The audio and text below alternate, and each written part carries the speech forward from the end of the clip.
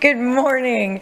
I'd like to call this meeting to order. Welcome to City Hall and to our council chambers. Thank you for being with us today.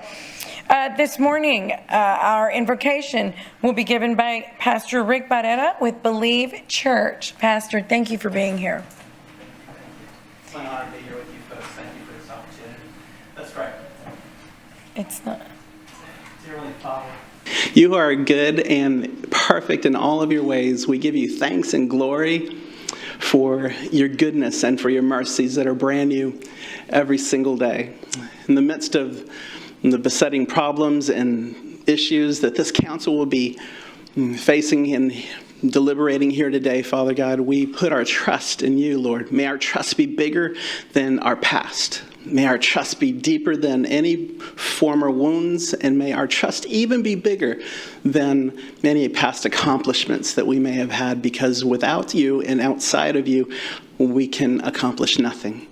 May your presence and your love be in this chamber here today. May our speech reflect that love, Father God, and may every decision that this council makes here today, Father God, be in your perfect timing for the betterment of this community, but ultimately for your honor and glory. We give you thanks and praise in Jesus' name. Amen. Amen.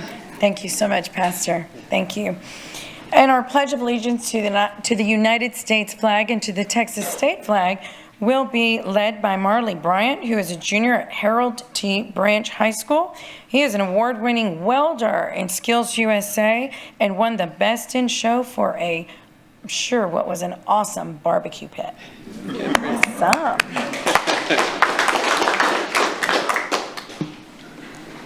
Please join me in the Pledge of Allegiance.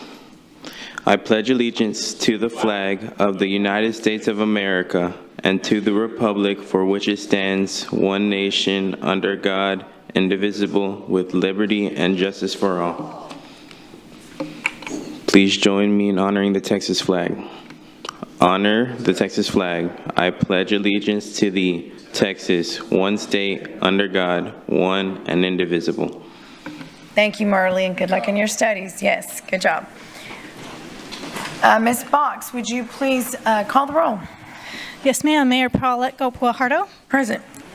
Council members Roland Barrera. Here. Sylvia Campos. Here. Gil Hernandez. Here. Michael Hunter. Here. Jim Klein. Here. Mike Pusley. Here. Everett Roy. Present. Dan Suckley. Here. City Manager Peter Zanoni. Present. City Attorney Miles Risley. Mayor and Council, a quorum of the Council and the required charter officers are present to conduct the meeting. Great. Thank you, Ms. Box. We'll move on to Section E, our City Manager's comments, update, and to update on city operations. Mr. Zanoni. Yes, ma'am. Good morning, Mayor and members of the Council. We just have one item this morning on the City Manager's report. I'm going to do an introduction here, and then Sergio Gonzalez, our Assistant Parks Director, will add to the report. So today we want to highlight our second annual Endurance Fest. This is a fitness activities, I should say, a festival for the community and for visitors as well. I know it comes on the heels of the Beach to Bay, but it's still a few weeks out, and actually some of the folks in the Beach to Bay were getting ready for this Endurance Fest with that marathon. So the fitness challenge known as Endurance Fest unites our community and attracts visitors to Corpus Christi, and it will be for the second annual Safe, Fun, Fit Endurance Fest that is just in 3 weeks. So Endurance Fest is a 3-day fitness event celebrating our Safe, Fun, Fit at the Bayfront initiative, which is something we started when we had COVID, and it's the longest running free health initiative every Saturday for the community, the longest running in the state of Texas. So last year on its anniversary, we created with the parks and our sponsor this Endurance Fest, and it was so successful that we're having a second one. So the event is organized and coordinated by our Parks and Rec Department, led by Assistant Director Sergio Gonzalez, in partnership with the local promoter VFit Productions, that's led by Victor Betancourt, and State Representative Todd Hunter, who has been very instrumental in supporting our 5K and 10K events at our Safe Unfit many Saturdays in a row. So we do thank the representative, Todd Hunter, for being a partner with us in this initiative, keeping our community safe and healthy. So Safe Unfit began in 2020 as a free health and wellness initiative to increase physical activity and promote healthier Corpus Christi during the COVID pandemic, as I mentioned earlier. The Endurance Fest kicks off on Friday, June 7, and it will conclude Sunday, June 9, with a bike ride. I'll be in that bike ride. And then last year's event brought 1,000 takers or partakers to the event. We expect 1,300 this year, 1,300 unique individuals, unduplicated individuals over that 3-day period. And so let's have Sergio, our recently appointed Assistant Director of Parks and Rec, provide us an overview of this event. Sergio? Yes, thank you, Peter. Morning, Mayor and Council. Hope everybody's doing all right. Let's see if I can get this thing going.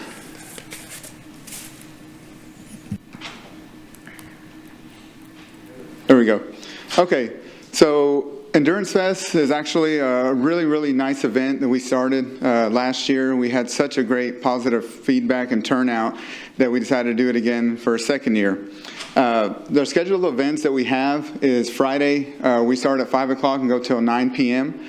And that includes on Friday, we're going to have a 1K for the kids and a 5K for kids and adults that want to run that 5K, a glow run. So we're going to start at 8 o'clock. Last year we noticed that we started a little bit early.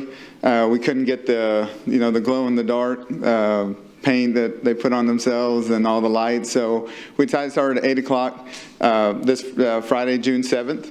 So that's what we're planning on doing. We're planning on running north shoreline. We're going to have a road closure there, or lane closure, because we had such a good turnout last year. We had close to around 400 people on the 5K. And a lot of them were kids, so safety is very, very important to us. So we decided to do a lane closure. We're going to run around the water gardens on that 5K and then come back and finish up at Water's Edge. Along with that, we're going to have a fitness expo as well. We'll have many vendors out there throughout the weekend. But we're also going to do fitness classes for those that maybe not want to partake in the running event. So we'll have yoga classes, Zumba classes, all that right there at the Water's Edge area. On Saturday, we continue with our 10K half marathon relay, 25K, which is a little over 15 miles. And then, of course, we'll do the classes as well on Saturday morning. I'm excited to announce also that the municipal courts is also going to be partnering with us, and they're going to be offering some free helmets and some bike giveaways for the community. So it is Bike Safety Month, I think the month of May, so we finished, we'll start this event in June, so it's a perfect timing, and we're really excited about that as well. And then on Sunday, we'll conclude with our On the Edge cycling tour. Last year we did a 37-mile. This year we're going to extend it a little bit more to to cycle 40 miles. So that'll take us north on Shoreline, turn around American Bank Center, head all the way down to the base, which has been a good partner with us. So we're going to run right through the base to Laguna Shores and then come back. So I can say that with this, we'll have a bunch of people here, and we're really excited about that. Just to show you some statistics that we had last year. So again, we had 400 in the 5K. We had 300 participate in the longer distances. And we had another 400, which we're really excited about in the cycling event. And again, what Peter mentioned, that we had athletes and takers come from out of state and around the area here, and along San Antonio, Houston, North Texas, the Valley, really gained a lot of traction. I can say with the help of the police department, fire department, health department, and the way it's organized, it's getting up to the point where it is close to like an Ironman event, if anybody's ever been to that. It's pretty well ran, organized, and we can't thank the departments enough. Traffic engineering, very professionally done, and people kept talking about it afterwards, just how well it was ran. So registration, those who want to register, there is we can go to endurancefestcctx.com to register. That'll take you to a link. We do have small nominal fees. The 5K and 1Ks are $15. The 10K, 25K runs run anywhere from $25 to $50. And a cycling tour, 10, 18, 40-mile ride is $40 to $60. Now, compared to other events around the state, you'll notice that these are very, very reasonable prices, and that's what we're, what we like. The proceeds go to 3 nonprofits that promote health and wellness for the community and for kids. That would be South Texas Roller Scholarship Fund, Kids Get Fit, and TLC Cycling Group. So this is the 3 nonprofits that these proceeds will go to. Along with that, all participants get a t-shirt, swag bag, sunglasses, cooling towel, and a water bottle. And there's just a picture of what some of those t-shirts on the top left is the first, second place, and third place finisher medals. And for those that want to partake in all 3 events, we have the Endurance Fest trifecta medal. And we've had some of our employees do that as well. So we're really excited about that. Another thing, too, that we're adding this year is the fire department versus the police department for most attended department bragging rights. So we're looking forward to that. And I know the departments are as well, too. So what we're going to do here is a traveling trophy that they'll take with them. So we'll have whoever wins this year, we'll put a plaque on the bottom that says Fire Department Endurance Fest 2024 Police Department, and whoever the next year will just be a traveling trophy that they'll carry with them. So we're really excited about that as well, and getting our people out there, and we're looking forward to that. And that is it for my presentation. If there's any questions or anything, I'm here. Thank you. Yeah, thank you, Sergio. Yeah. Mm-hmm. Thank you. Oh, that's Mayor? all you have. Yeah. No, that's Okay, all yeah, the so item. that concludes our city manager report for this morning. Okay, thank you, Peter. Well, we'll go ahead and go into public comment. A little early, but I think we have, yeah, that's fine. We'll go ahead and start our public comment period. So I'd like to, as I have been doing weekly, just take a moment to emphasize the importance of this business meeting. We handle significant matters concerning taxpayer dollars, making it imperative that we uphold the highest standards of decorum and adherence to our policies. We've received feedback from the community regarding our adherence to our own policies and decorum, prompting us to reiterate our commitment to those principles. As you entered the council chambers, you were likely handed a leaflet outlining our council policy and decorum, which we urge everyone to familiarize themselves with. It is incumbent upon me as the mayor and each council member to adhere to these policies diligently. Our core principles of openness, transparency, and inclusiveness guide our actions, and we aim to achieve them while respecting our city council policy, which has been in place for 30 years. Public comment serves as one avenue for communication, but it's not the sole method. You can also reach out to members of this council by way of phone calls, emails, or even scheduling an in-person appointment. With that said, let's proceed with public comment, keeping in mind the importance of decorum and adherence to the policy.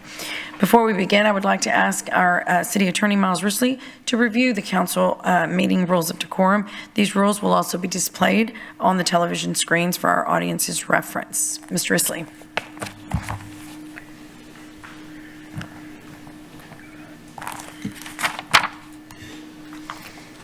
To effectively conduct the business of the city during public comment period, all citizens must be courteous, polite, and respectful of one another, including the city council and city staff. The mayor and council members shall be referred to by title and/or title surname. All remarks must be addressed to the mayor and city council and not to the council members as individuals. Citizens are only permitted to speak on city-related subject matter. Speaking on any non-city related matter is prohibited. Loud, boisterous, profane, or obscene language or behavior is not allowed. Citizens must refrain from any disturbing noise, demonstration, or other act disrupting to the city council business. Okay. All right. Thank you, Mr. Risley. So individuals will be called upon in the order that they signed up electronically. We will first hear in-person comments, followed by virtual public comments. And residents of Corpus Christi will be given priority over non-residents. For those speaking in person, please remember that the meeting is recorded, and we ask you to speak into the microphone at the podium, stating your name and address prior to speaking, please. You have 2 opportunities to make public comments on agenda items or city-related business. First, at the present time, time, and the second would be when the item is actually heard. Please select one option. Citizen comments are limited to 3 minutes, while non-resident comments are limited to 1 minute. And a visible timer positioned near the city secretary's desk will assist in managing the allotted time.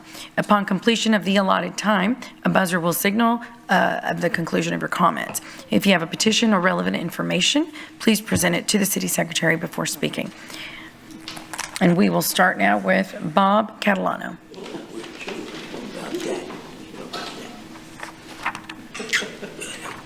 Good morning, Bob Catalano, 201 Surfside Boulevard on the beach. Good morning, Council. Thank you for serving. I want to thank you especially for the park that is being built on Surfside. I don't know if all of you have been out there to see it, but it is really attractive and well done. And the contractors have been great. Any concerns I have, they addressed them, and when I was more concerned, they brought out city officials to try to comfort me and let me know that all is well. So I think all is well. Also, I have an issue that I did talk to the people that came out, the officials the other days. And picture's worth 1,000 words normally, but when you're driving up Surfside Boulevard, going towards the beach, bathrooms are on their left-hand side, and parking is on the left-hand side. Signs are there saying, private driveway, no beach parking. Now, I know that they're not going to pay attention to those signs because they're going to run up the street and either park there, unload their stuff, pull into my driveway, K-turn, da-da-da-da.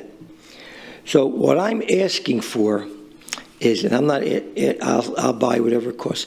If there is a way to get at the bathrooms or the end and the street starts, I'd like to get an arm that, like the aquarium has, because it's a safety hazard too, because I could see them pulling up, because the barbecue pits are all on the left-hand side too. And so they're going to pull up, unload all their stuff, and then they're going to have to back out or K-turn out. The other characters are going to be going in there. So anyway, it just looks like a lot of trouble.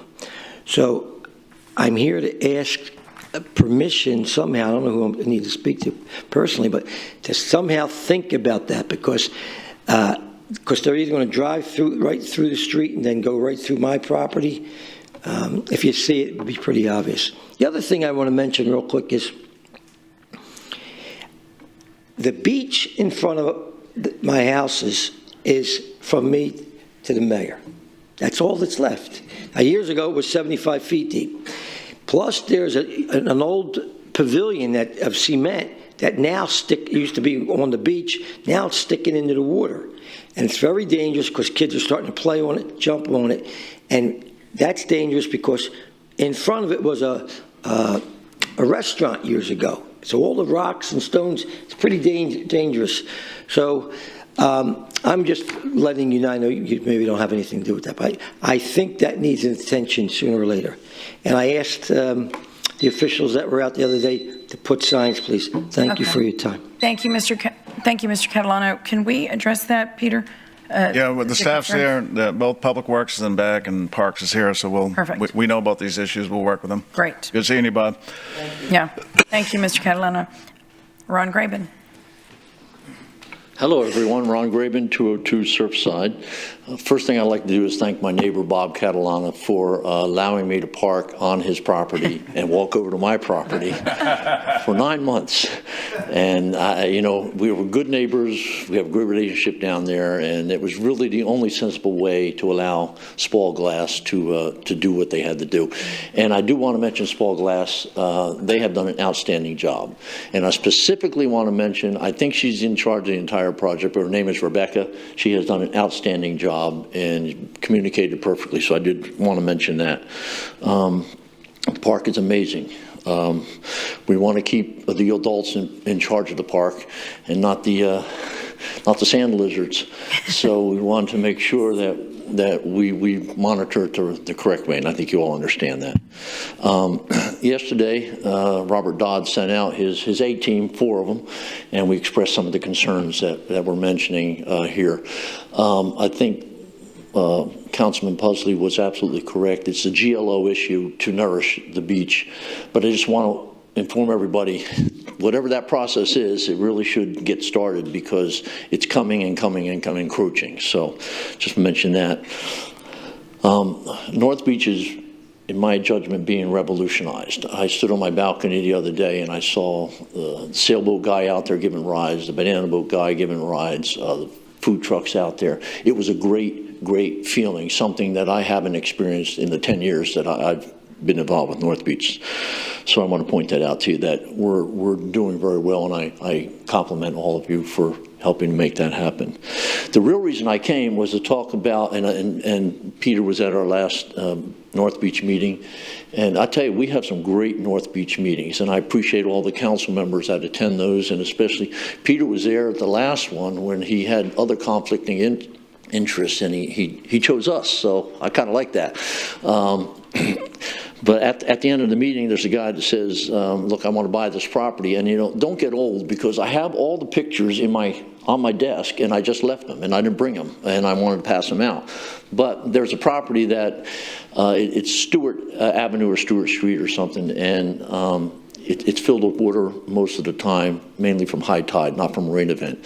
And so he says to me, he said, you know, I got investors, we want to invest hundreds of $millions, but I'm not going to do that with the streets looking like this. So at the end of the meeting, I took him up and introduced him to Peter, and Peter said, well, let's get the turtles on it. So Heather's working on that. I just want you to know that. But there's money that people want to invest, but they are hesitant because of the way some of the infrastructure looks. And I know you're working on that, but I just want to bring that to your attention that if we can quickly move on that. So based upon my commitment and Peter's commitment that we're going to do something, he's moving forward on that project. I just want you to know that, okay? So thank you so much. Thank you, Mr. Graben. Jason Hale.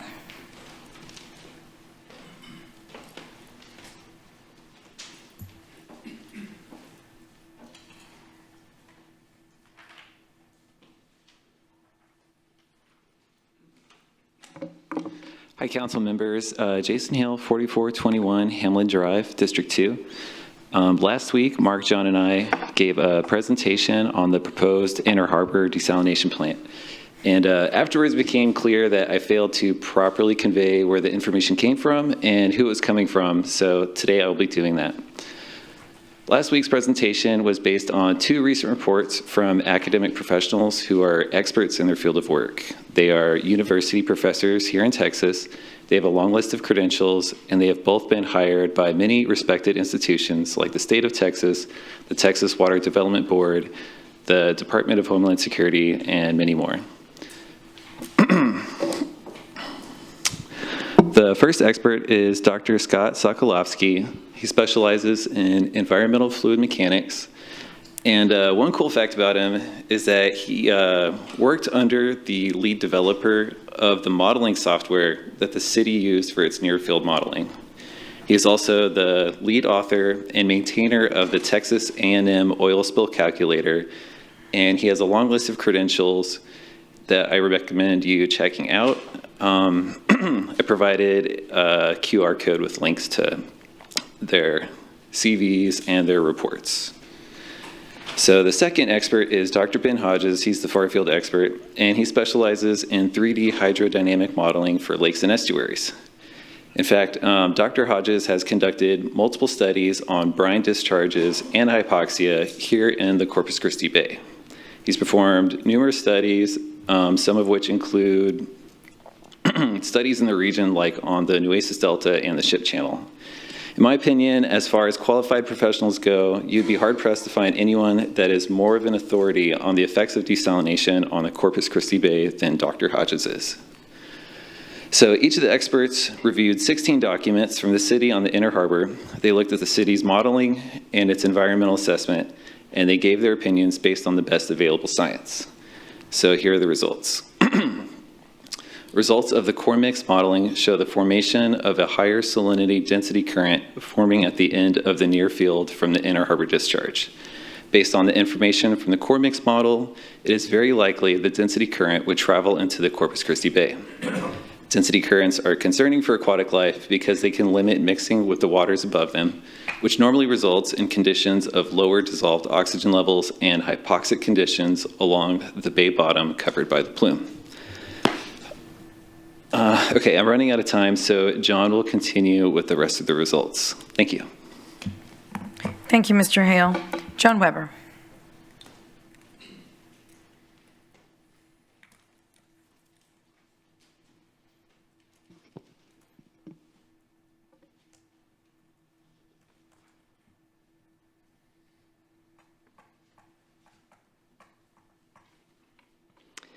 John Weber, 609 Naples Street. I will continue where Jason left off. The fundamental problem is that the proposed outfall siting is in a relatively flat location with little ambient mixing energy.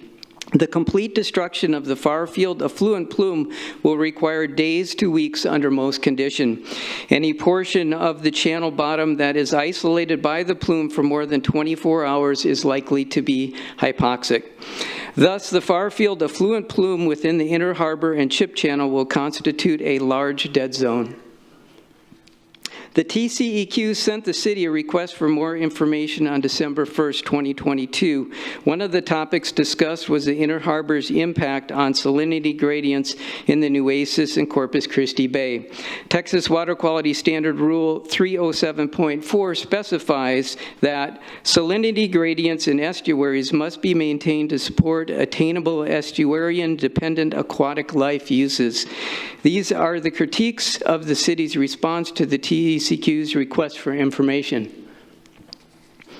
The request for information specifically asked the applicant to consider the salinity gradients, but the approach presented in the response to the request for information used global mass balance arguments, which are irrelevant in the creation of local salinity gradients. Such local salinity gradients can be produced with only small local salinity differences, and their persistence can cause hypoxia. The applicant does not address the salinity gradients in any substantive form for the Inner Harbor, the Ship Channel, or potential impacts to Nueces Bay. The above conclusions are based upon the best available science using known process scales to evaluate outcomes. To improve upon the science requires a detailed multidimensional computer model that captures vertical mixing, physics, and stratification, including wind, waves, and velocity shear that energize both entrainment and erosion. In order to adequately determine the impacts of the discharge, a 3D far-field modeling analysis coupled to the core mix outputs needs to be conducted. A one-dimensional analysis like Fries and Nichols conducted ignores the density current and assumes it is immediately well mixed over the whole channel cross-section, and therefore does not accurately determine the fate and persistence of the saline density current. Thank you, Mr. Weber. Mark Meinster.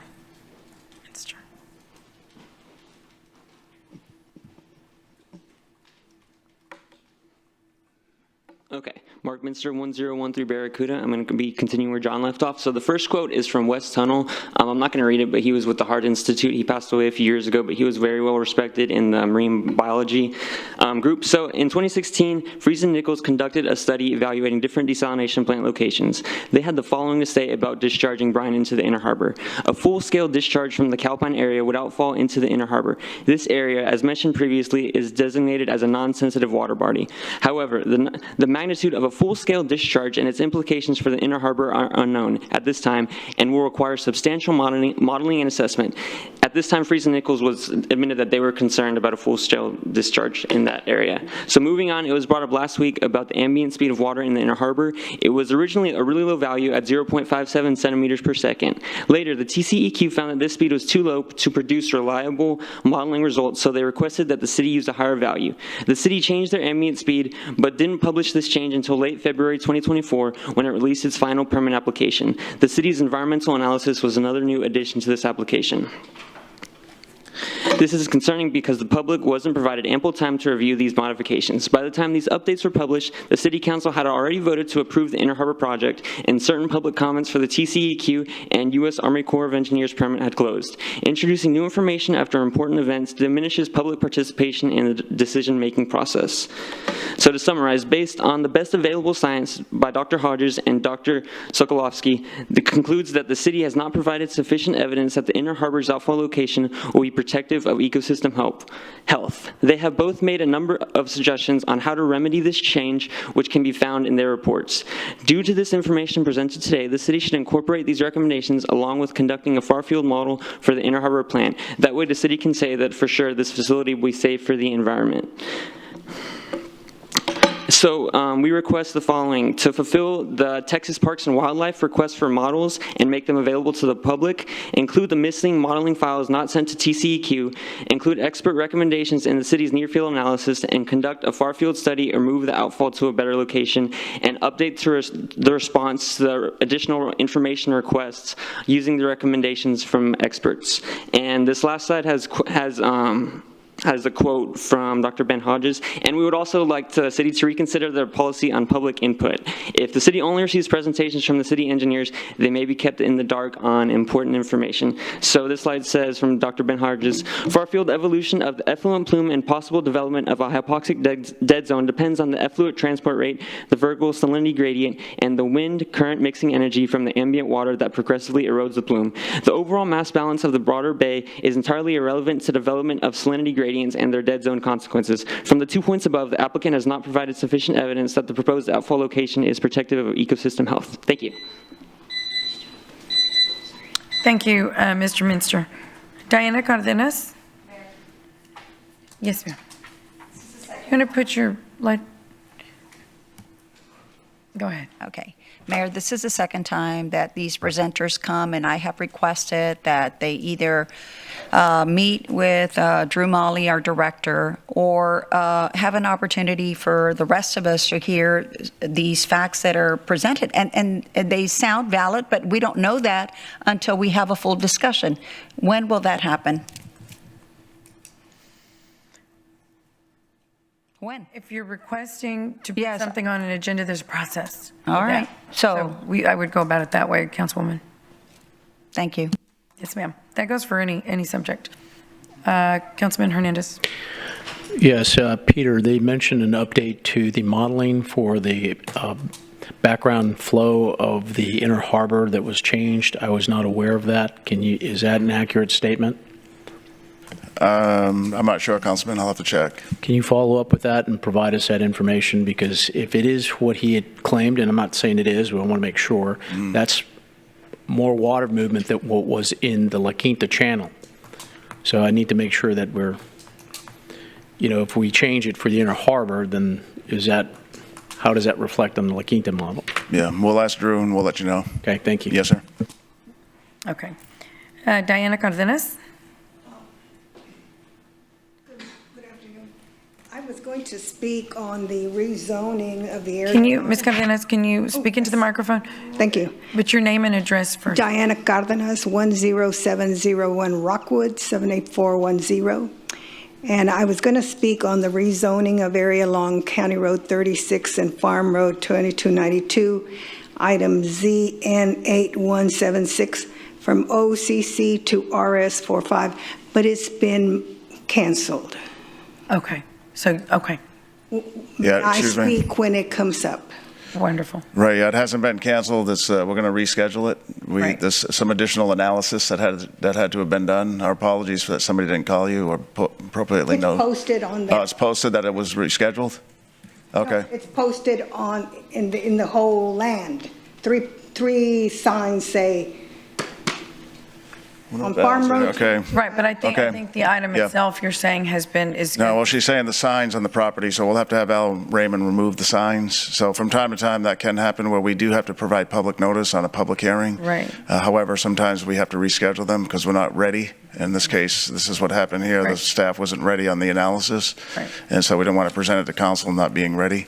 However, the postings for the Still public have the hearing date. already went out 30 days ago. Okay. But we do have to have Al Raymond remove signs from the property because they should have been removed already. And at this point. probably replace, right, with the right date? Right, yes, Okay. ma'am. Mhm. Okay, Susie Saldana.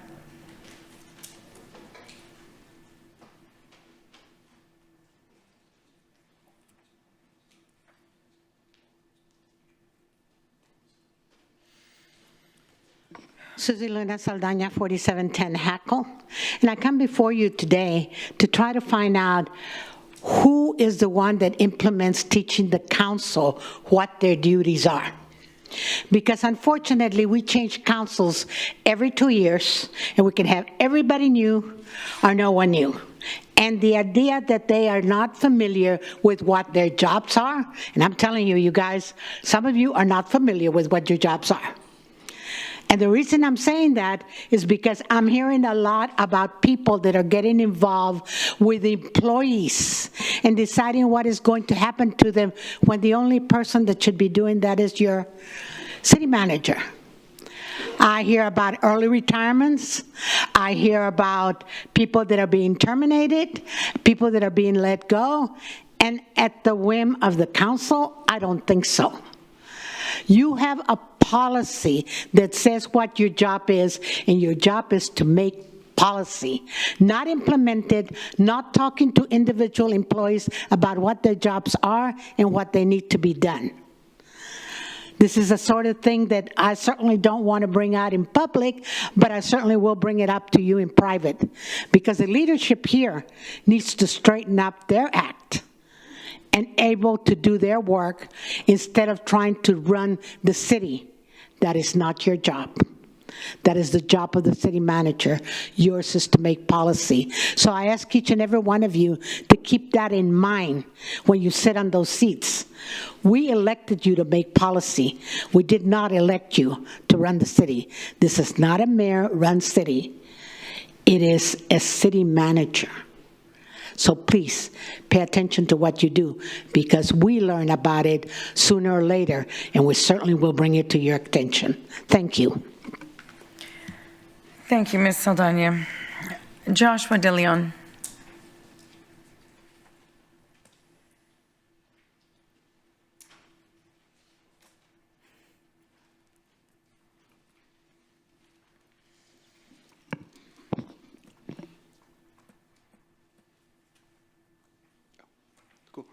Good morning, everyone. Joshua De Leon, 5914 Colorado Drive. I am the interim coalition coordinator for Project Hope, replacing Jonathan Martinez, who is now the tobacco prevention coordinator for the entire state of Texas.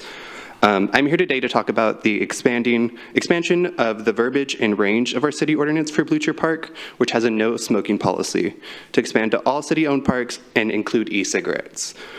Our organization has put together a community park cleanup the past 2 years, and our first one in 2023, we collected 3,200 cigarette butts, and in 2024, we collected 3,100 cigarette butts across 7 parks in Corpus Christi. So we didn't even touch the hundreds of Corpus Christi parks that we have. We have support for this initiative from numerous organizations, as you can see in your packets. I would like to highlight the local organizations that support us. Krista Spahn, Corpus Christi Parks and Rec Advisory Committee, Corpus Christi Health Department, Downtown Corpus Christi, our police chief, our fire chief.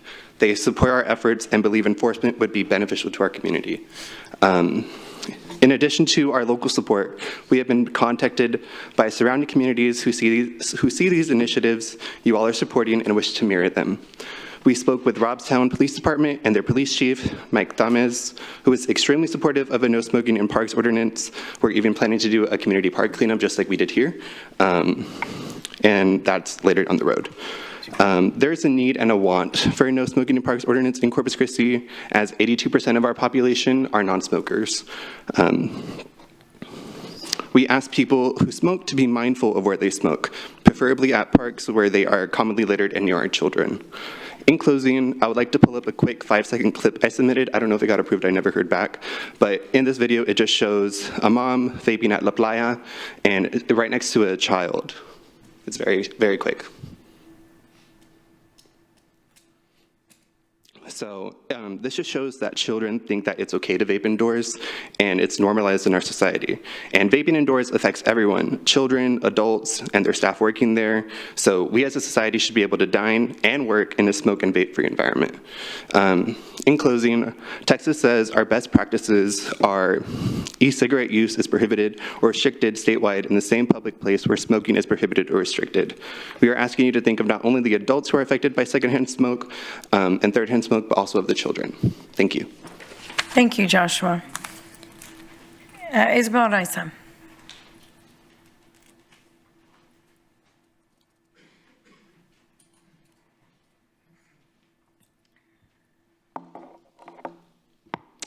Okay, greetings, most honorable, highly respected, most powerful, most sensitive council members. It is I, your humble servant, deferential District 2 resident, Isabel Raisa. I reside at 326 Ponish. I came before you, our most gracious leaders, to address how our tax dollars are spent.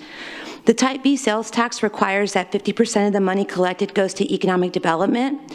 Type B money translates to $8.9 million per year, so that's almost $4.5 million of our sales tax dollars going towards businesses. And that can be allocated towards industrial and commercial roads if there isn't money to give to business projects. Then there's what I call the Type A Part 1, which generates another $8.9 million for seawall related projects, and Type A Part 2, which is another $8.9 million, which has gone to the American Bank Center for the last 20 plus years. Right now, we can make decisions about how to allocate Type A funds. We have an opportunity to use those funds for the public, not just for business interest. I learned that Chapter 327 gives us the right to use our sales tax revenue, like Type A funds, for streets and sidewalks, and not just commercial, industrial, feeder, or arterial streets and sidewalks, but for neighborhood and residential ones. I really think it's time we use those sales tax dollars for the people and our neighborhoods. There are so many subsidies and incentive programs for rich corporations and businesses and developers. You have industrial district agreements for rich refineries that protects these rich corporations from paying their fair share. They get to pay pilots instead of taxes. Many of these same corporations also pay low water rates, while residents pay some of the highest rates in the country for water that many of them are actually afraid to drink. Then you have the TERS, Economic Development Programs. There is a TERS for downtown, a TERS for North Beach, a TERS for the island, and of course there is a hotel and occupancy tax that can be used directly to promote tourism and convention and hotel industries. During the Type A and Type B board meetings, one of the board members actually talked about the Bayfront and said something to the effect of, we don't want our bejeweled assets to look run down. It's kind of like an argument to continue with the status quo. Well, I'm here to say that I'm tired of our residential neighborhoods looking run down. I'm tired of our residential streets being undrivable, our sidewalks being unwalkable. The people of Corpus deserve to have decent public infrastructure. This isn't supposed to be a third world country. We have some of the richest corporations existing just outside of our city lines. If you don't want to use the Type A funds to repair our neighborhood streets and sidewalks, I would like to recommend ending all industrial district agreements and annexing those rich corporations to our city so that they can pay their fair share. And then maybe we can have decent sidewalks and residential streets without having to sacrifice the Type A funds. Thank you. Thank you, gracious leaders. Yeah, Miles. So, no, I'm going to ask about that. Ms. Caballero.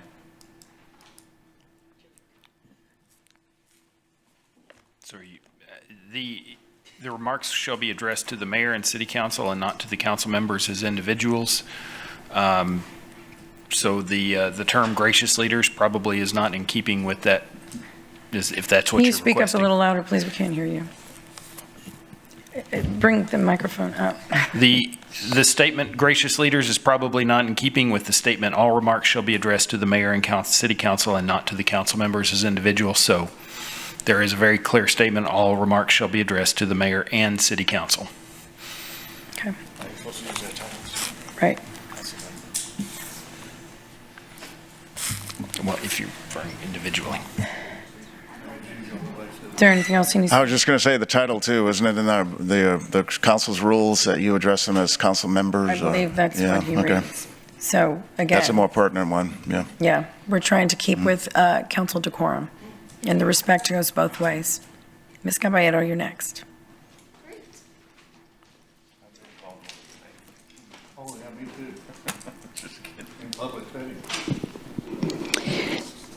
Rachel Caballero, 522 Hancock.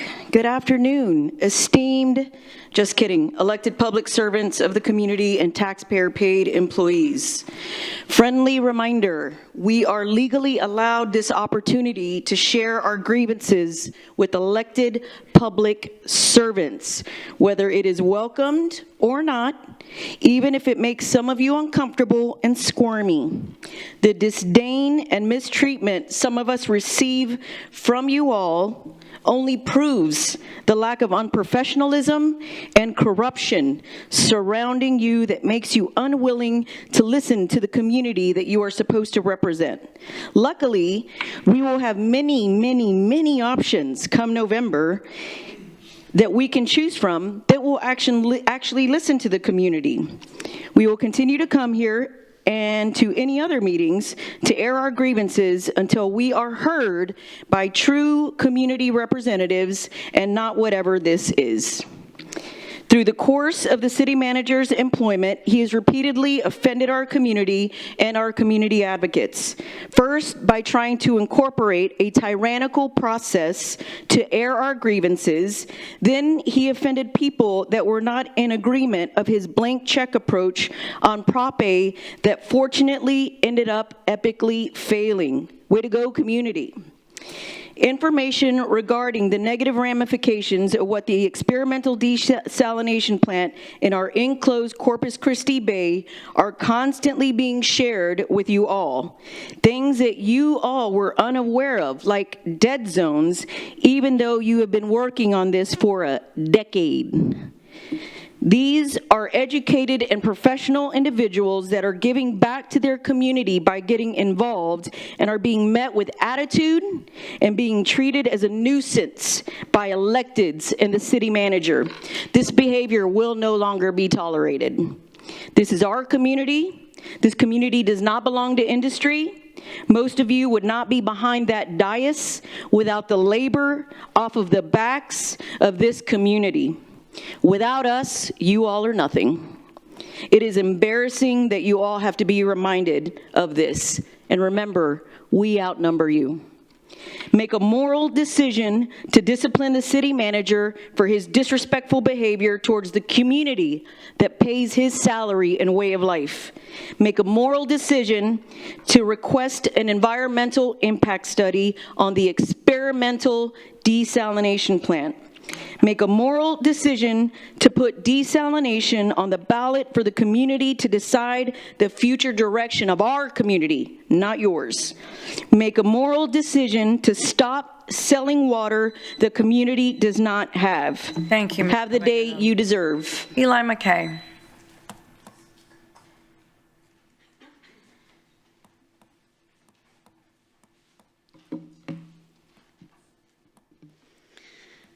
Good morning, Mayor and Council. My name is Eli McKay, and like all of you, I live on the land of the Karankawa and Lipan Apache peoples at what is now 1008 Marguerite Street in District 1. I'm here today to first speak on the briefing you'll be receiving on the Hillcrest Park improvements, item number 27. I've been following this project very closely, and I want to see it executed respectfully to the residents of the Hillcrest neighborhood. This includes how the project is spoken about publicly by the council and the city staff. There has been a consistent and repeated effort by the Port of Corpus Christi and the City of Corpus Christi to depreciate the historically significant Hillcrest neighborhood. This neighborhood, where the impacts of systematic and environmental racism have been endured by its residents for generations, holds an important place for our city's history. It's deeply concerning to witness the Port Authority seemingly waiting for the city of Corpus Christi to allow the neighborhood to deteriorate to such an extent that the residents are forced to sell so that the port can buy up the properties for further industrial expansion. It's a strategy that could lead to irreversible damage to the fabric of the neighborhood and the residents' lives, a harm that all of us have to work together to prevent. Good neighbors look out for each other and are brave enough to correct behavior that may cause harm. That is why I also have to bring up items 21 through 24. I'm eager to hear the presentation and hopeful that these projects will bring quality of life upgrades for the residents in the area, but I am skeptical about the affordability of these developments and want to stress the need for low-income housing that will not gentrify the area and push out families who have lived there for generations. And I know that y'all have a lot of important decisions in queue that are going to impact our city greatly. This makes me think about the 7-generation principle. And in case you're not familiar with this principle, it is an Iroquois philosophy that says the decisions we make today should result in a sustainable world 7 generations into the future. Please consider that as you move forward and do all that you can to avoid listening to those who would be self-serving, try to buy your support through campaign donations, or are not thinking far enough into the future. Finally, I urge you to work harder to be good stewards for the folks in the Hillcrest neighborhood. Thank you for your time. Thank you, Ms. McKay. Sierra Bernard.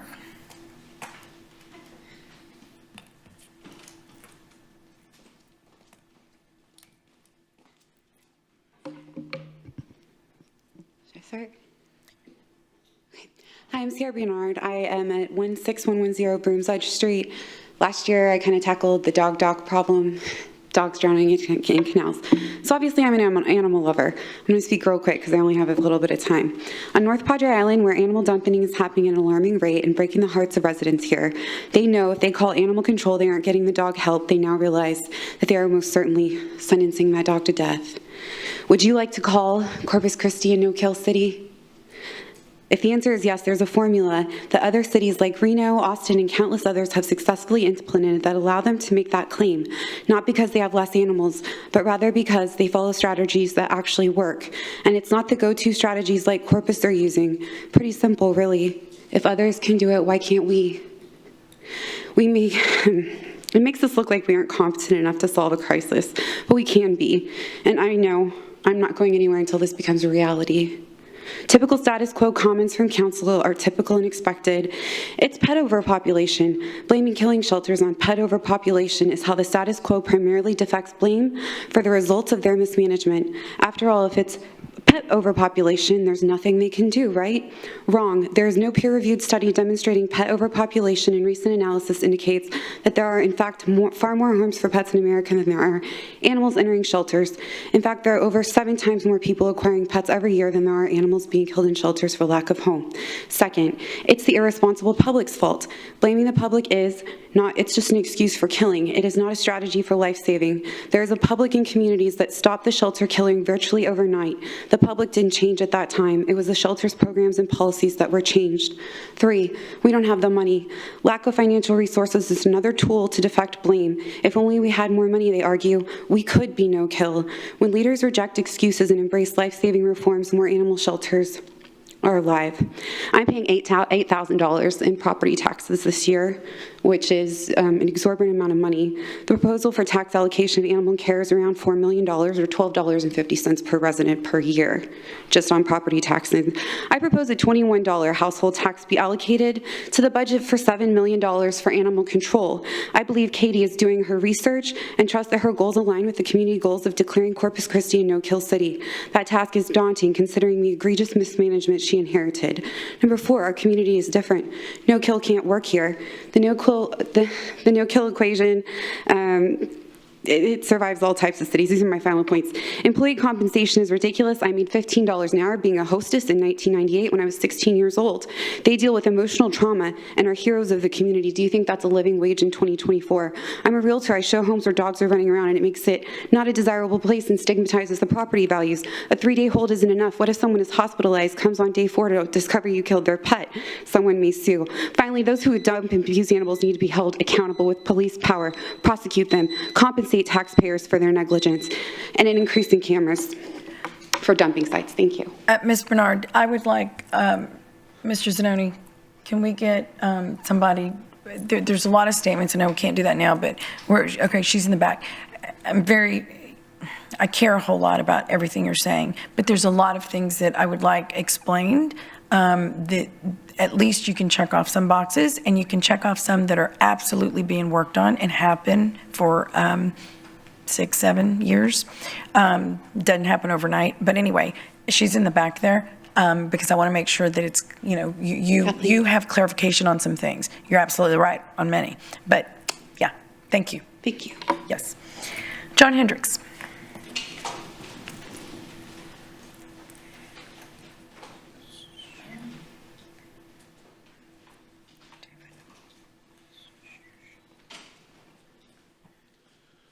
It's kind of hard to follow up on. 622 Texas Avenue, John Hendricks, born, spawn, Shoreline, Bronze Star recipient, 2005, Cathedral Tower Bell ringer, 2007 to the present. Madam Mayor, distinguished council members, last week, my wife and I, we renewed our electric provider contract, and the best deal we could get was 35% rate increase. Question: what does energy price have to do with city business? Answer: it should. Corpus is a world-class energy hub. To achieve that status, our port, earlier councils, school boards, commissioner courts have passed out special benefits to attract industries. The advent of these industries comes at a cost to us locals in the way of lower air quality, bad traffic, as those industries bring in thousands from outside to handle jobs they think we South Texans are too stupid or too lazy to do. Bad vistas, as outsiders build McMansions on our bayfront, block out our view. Humongous windmills, never-ending ugly projects that loom over us like that big thing we were told one day will become a bridge. Such things blot out our local flavor and threaten to make our beloved city unrecognizable. Snarled traffic, ugly skylines, high property taxes, water restrictions. These are sacrifices we make for industry willingly because we believe that one day benefits will kick in. Question: when do these benefits kick in? Decades of growth has not got our homeless people back on their feet, not given us decent streets, not reduced our crime, not beautified our city, nor our cemeteries, not kept our young people from getting hooked on drugs, nor from killing themselves. Up till now, I'm not seeing how stupendous growth has made our lives better. We can't even catch a break on energy prices. We're a hub, and we get price gouged just like everybody else. Not so the case for other world energy hubs. Drivers in Algeria, Kuwait, pay $1.30 for a gallon of gasoline. Instead of fleecing their own people, producers lay aside a small portion of their product to be sold domestically at cost. Doing this, they give their own people the Old Testament equivalent of a birthright. And as South Texans struggle with energy costs, Madam Mayor and distinguished council members, I think it's time for you to help us to find a way to get us back our birthright, and I yield. Thank you, Mr. Hendricks. And last, we have David Holschuss. Is David with us? David Holschuss. Okay. He's not with us. So that will conclude our public comment period. And Ms. Box, we did not have anything online or phone. Okay.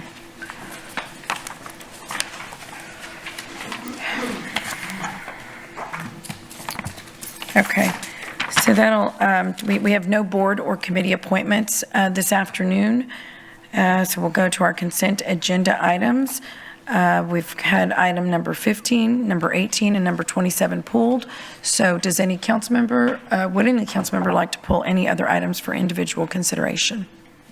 Item 17. Item number 17, item number 16. Anything else, ladies, gentlemen? Okay, with that, I'll entertain a motion. 20? Item number 20.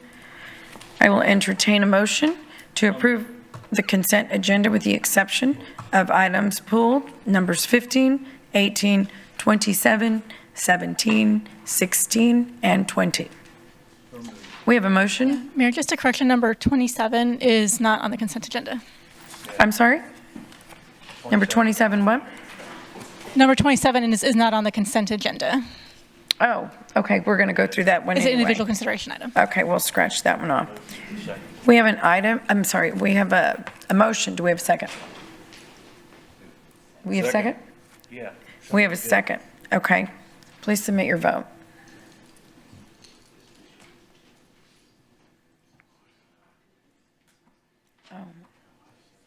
Oh, vote now. There you go. There you go. Sorry about that.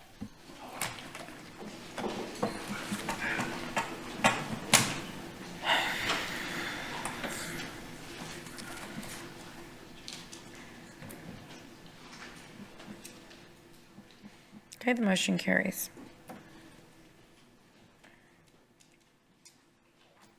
Okay. So the first item pulled is item number 15, which is a motion authorizing the execution of an 8-month service agreement with Williams Scotsman of Maryland with an office in Corpus Christi for $317,817.14 for the purchase and installation of a modular building. Councilman Pusley, your question or comment? Oh, go right ahead. All right, thank you, Mayor. David, this is the second time we've purchased one of these. Was it at your facility, or was it one of our, or was it Public Works where we bought one of these before?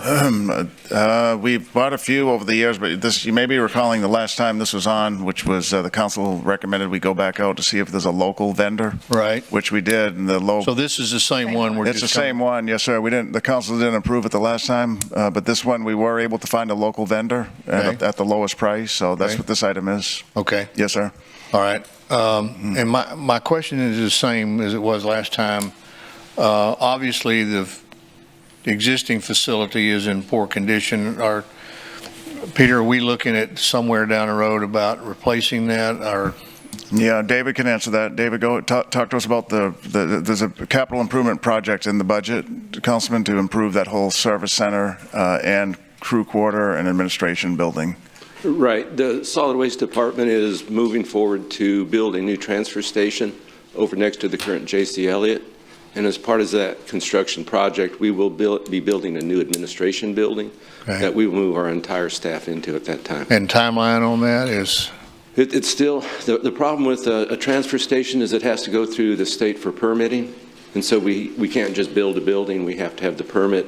Our consultants working on that permit, they have to design the permit, they have to do artifact studies, they have to do engineering studies, drainage studies, and they're in the process of that. So we're looking probably 2 to 3 years down the road. Okay. Yeah, it's in the short-term capital budget, so the 1 to 3 year plan.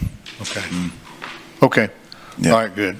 So Okay, this will be very Councilman, this will be a temporary, but we can use it in other departments when Move it David's somewhere done with else. it. Yeah. Or we can move it to the Cefe Valenzuela landfill. Yeah. So it'll have a long lifespan. Well, we bought a number of these when I was on school district, and they do pretty good for about the first 3 moves, and move number 4, they start coming apart at the seams. So you have to really watch that. But anyway, thank you for the information. Mayor, I'd move approval. Okay, we have a motion, we have a second. Please submit your vote.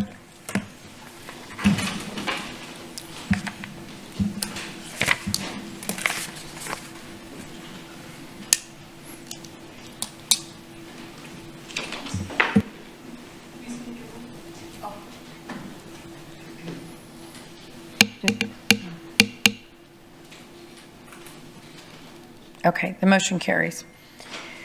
Item number 18, Councilman Pusley, that is a motion authorizing 2 interlocal agreements with the Texas Water Development Board. Councilman Pusley, your Yes, question or ma'am. comment? Thank you, Mayor. Drew, I guess I have a few questions about this. Is the ideal to do this, and I think there's some validity to it, was this something that was done collaboratively, or did the Texas Water Development Board come up with this on their own and come to us? Right. So typically, this is pretty standard. The Texas Water Development Board routinely likes to see these types of surveys done periodically. The last time we had one done was, I believe, about 5 or 6 years ago. It's fairly common. Large reservoirs have sedimentation and siltation that occurs, and so the Texas Water Development Board has reached out to us and basically suggested that it's probably time for us to do a look at what kind of sedimentation has occurred in the basin. So that's something that we feel is a good thing to do, and so we basically are in favor and support of that. So I was looking at the attachments here, and I didn't quite understand. Are they going to survey the whole lakes? Are they going to pick a spot in the lake and just do a certain point? Right. So typically what they do is it's the entire lake. They're trying to get an understanding of what kind of siltation has occurred over the last 5-6 years, however long it's been since they've done the last survey. And so essentially it's the entire lake itself that they'll be surveying. Okay. And also looking at the information, it only goes back to about, what was it, 2017? 2016. 2016 was the last. And so there's no data prior to that as volumetric studies? There should be some additional data that's available.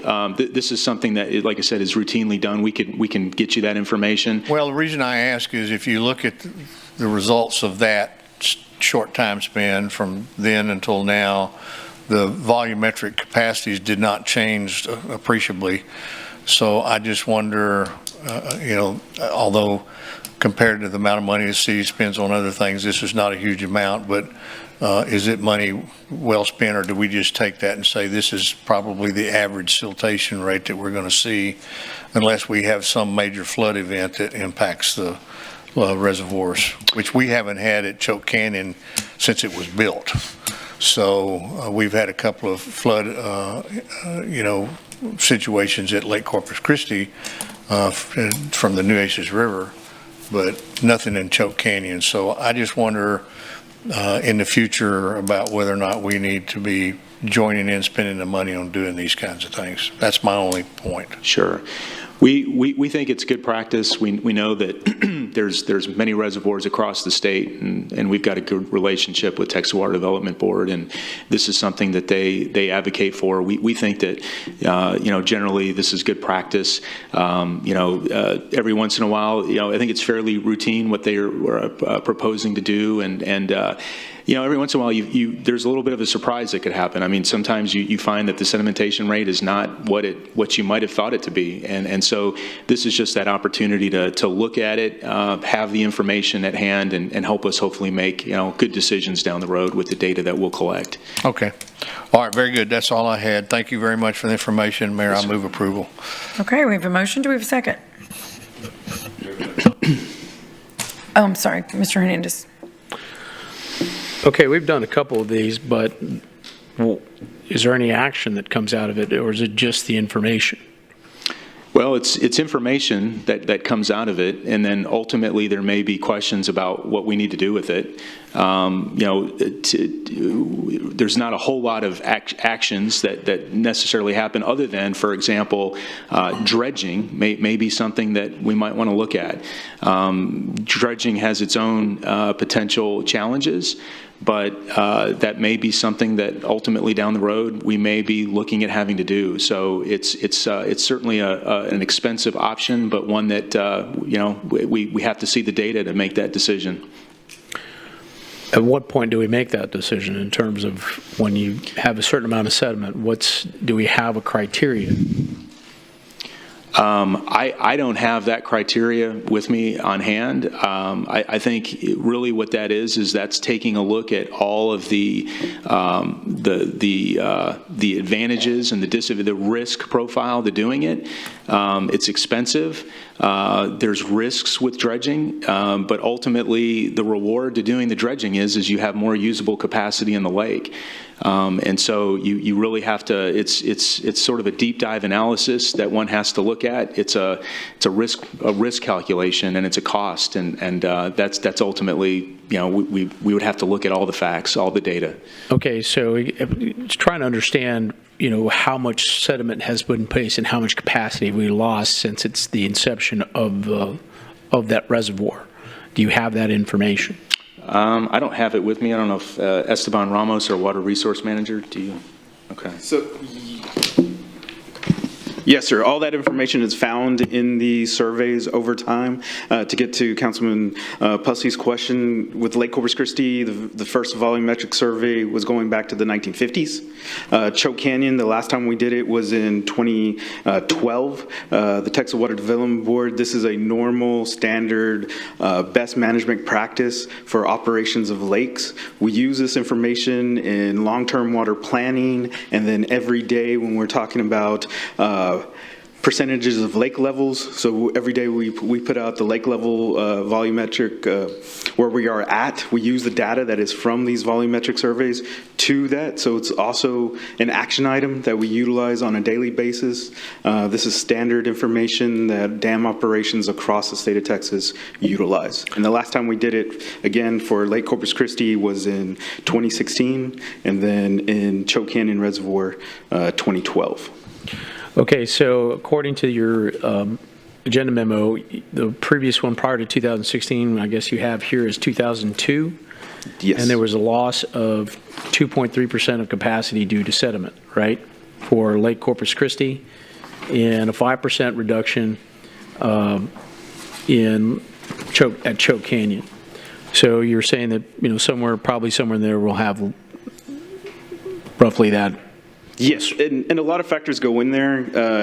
You mentioned also when was the last flood event that would bring in a lot of the sediment.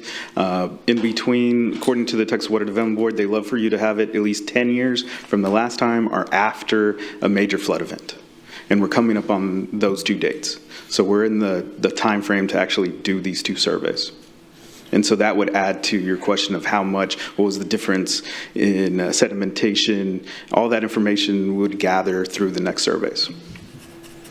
Okay. I guess trying to figure out when we would consider going and doing some sort of dredging, and what would the benefit of that be? Like Drew mentioned, that we would need to analyze the cost-benefit ratio of doing a dredging, how much we would gain in that, and the cost-benefit of that supply.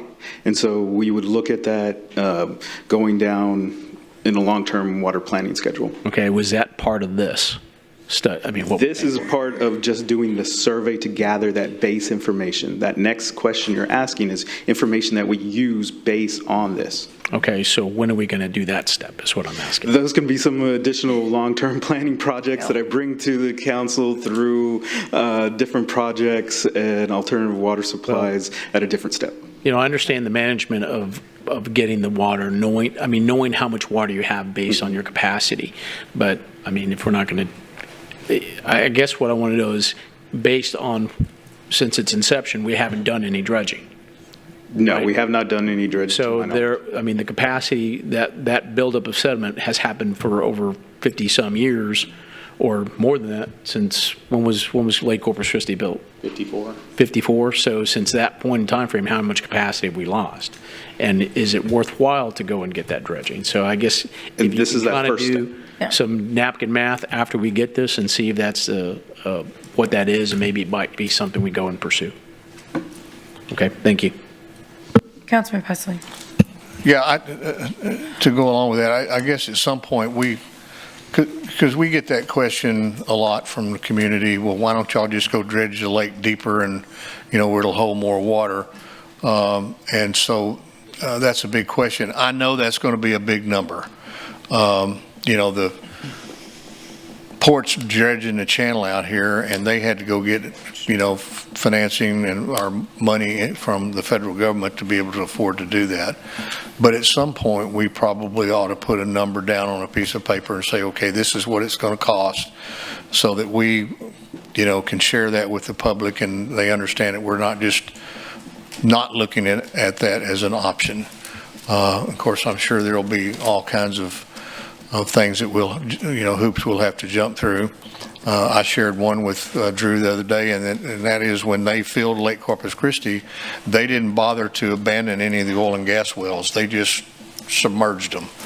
So a few years ago, when we had a drought incident come about, I noticed that there was a stack of valves, which in the oil industry we call a Christmas tree, which sits on top of the wellbore, that started sticking up above the water. And it finally became completely unsubmerged. And I crawled up on it and wiped the mud off the pressure gauge on top of it, and it had 40 pounds of pressure on it. So, and it was literally within 200 yards of our dam. And so I called the Railroad Commission and talked them into coming out, and they plugged and abandoned it for us. But there's several others out there that were never abandoned. Right. So when you start running dredging material, yeah, exactly, equipment in the lake. But anyway, that aside, I still believe it's something we should look at down the road. Yeah, so you'll come back to us with that. Yeah, and if I could, council members and mayor, if Drew and I have talked about this, so Drew and his research and just knowledge of being in the business, some cities don't elect a dredge; they rather build a whole new reservoir. Mm-hmm. Right, Drew? Can you just elaborate a little bit on that? Because dredging is not the only solution. Right. Look, the bottom line is there's no cheap alternative to any of this. Building an off-channel reservoir, to the point the city manager is making, is expensive. Dredging is expensive. As you just noted, Councilman, there's risks with dredging. There's appurtenances that are down below the water line that you can't see. There may even be some material down on the bottom of the lake that you really don't want to disturb. So there could be some unintended consequences that happen as a result. So I think, to the city manager's point, this is good information to get. It tells us kind of the health of the reservoir system in terms of how much sedimentation has occurred. We know there's a natural occurring rate of sedimentation. Is it happening at the natural frequency more, or is it happening less? That's good information. And then ultimately, to the mayor's point, we can come back and give an estimate of what this might cost down the road if we want to do a dredging project, and how that would impact our rates. Thank you very much. So we have a motion. Do we have a second for this? Second. We have a second. Please submit your vote.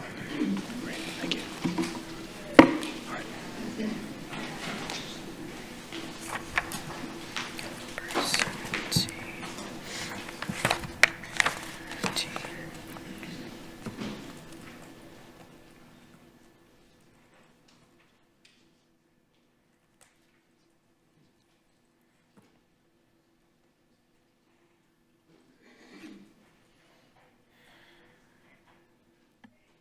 I'm sorry, I'm going to restart the vote. It glitched and all the votes went away. Okay.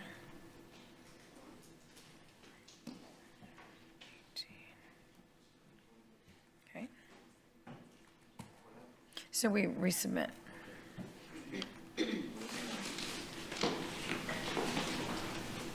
Okay, the motion carries. So next item pulled was item number 17. That's an motion awarding a construction contract to Girling Contracting for the installation of a new fall zone for Salinas Park and for drainage improvements. Was that Councilman, who was that? Oh, Councilman Barrera.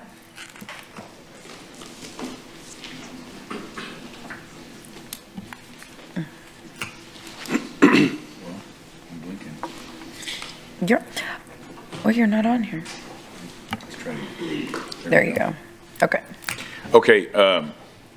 No worries. It's just I was approached this morning by the press. Apparently, somebody contacted them that they had some concerns as far as the condition of the playground right now.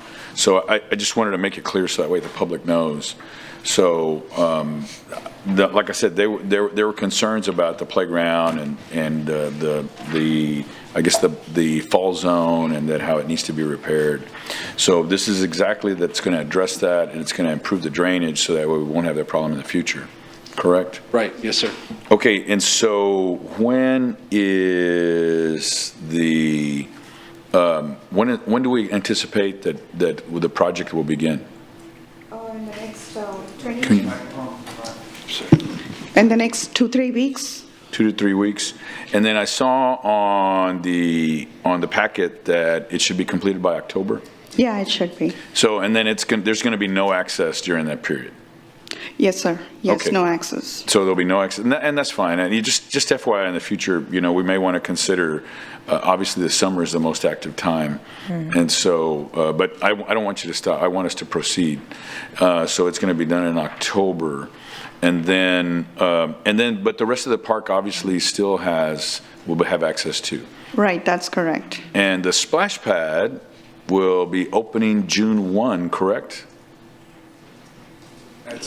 Yes, well, this weekend. This weekend, yeah. Okay, so it's going to be open for Memorial Day weekend. Yes, sir. So there's a special event going on June 1. At least that's what I see on your Parks and Rec website. Okay. Okay? I'm looking for a little bit more enthusiasm, Coach. Yeah, ask the press to turn on their zeal. So. Yes, there is an event. It's Cultural Services and bonding with our aquatics putting on a splash event there at Salinas Park. So we're looking forward to that. Okay, and then also the Health District is having an event there this Friday. This Friday, correct. Yeah, that's part of their initiative where they have 5 different parks that they will go to promote health and wellness. So Salinas Park is that one. I think it's a 2-mile, maybe a 5K that they're going to try to do. We've done a 5K out there before. We were just running loops, but it's a nice trail, especially at night when it's lit. Hey, right now, don't go too far off. Right. But yes, you're right. Okay, well, good. I just wanted to express that because there were some concerns, and then they're worried now when I said that the park wouldn't, that the playground wouldn't be utilized.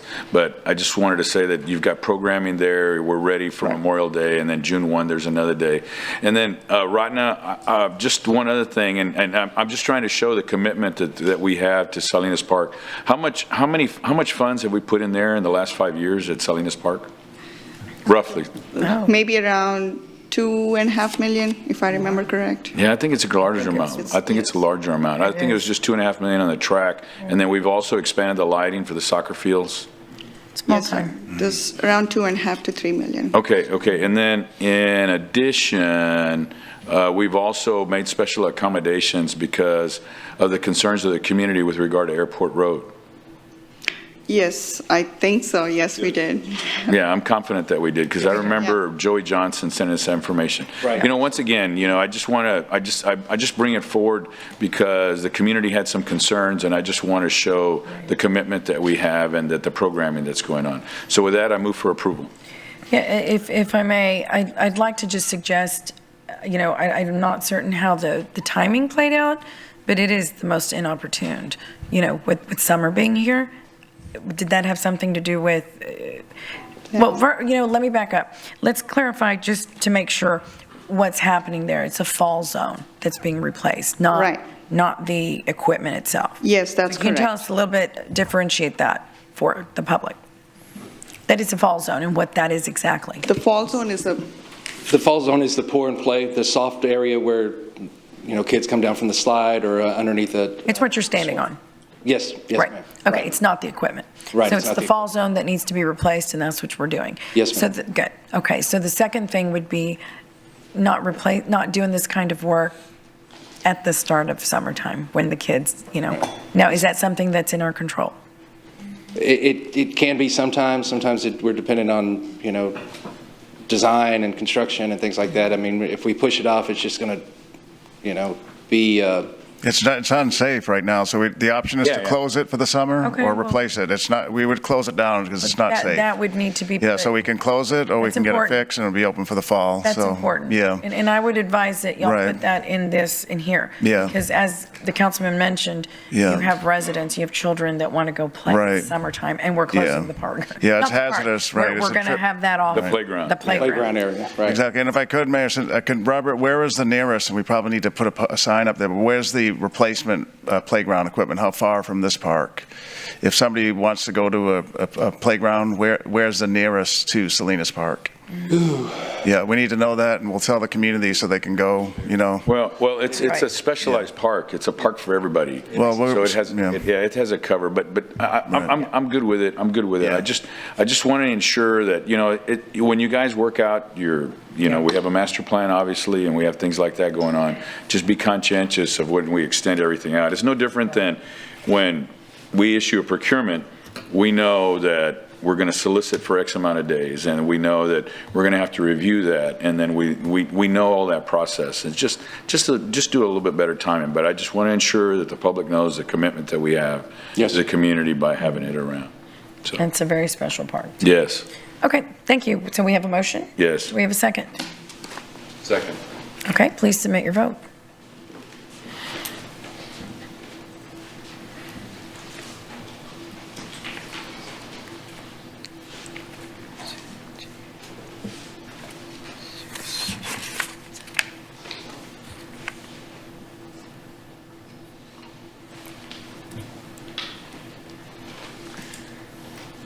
Okay, the motion carries. Our next item pulled was item number 16, a motion authorizing the execution of 2 one-year professional services agreement, each having 2 one-year options for a combined amount not to exceed $250,000 with PAC, or People Assisting Animal Control, for $150,000, and the Cattery for $100,000 for spay and neuter service, which is a wonderful news item. Now, remind me who pulled this one. Councilman Hernandez.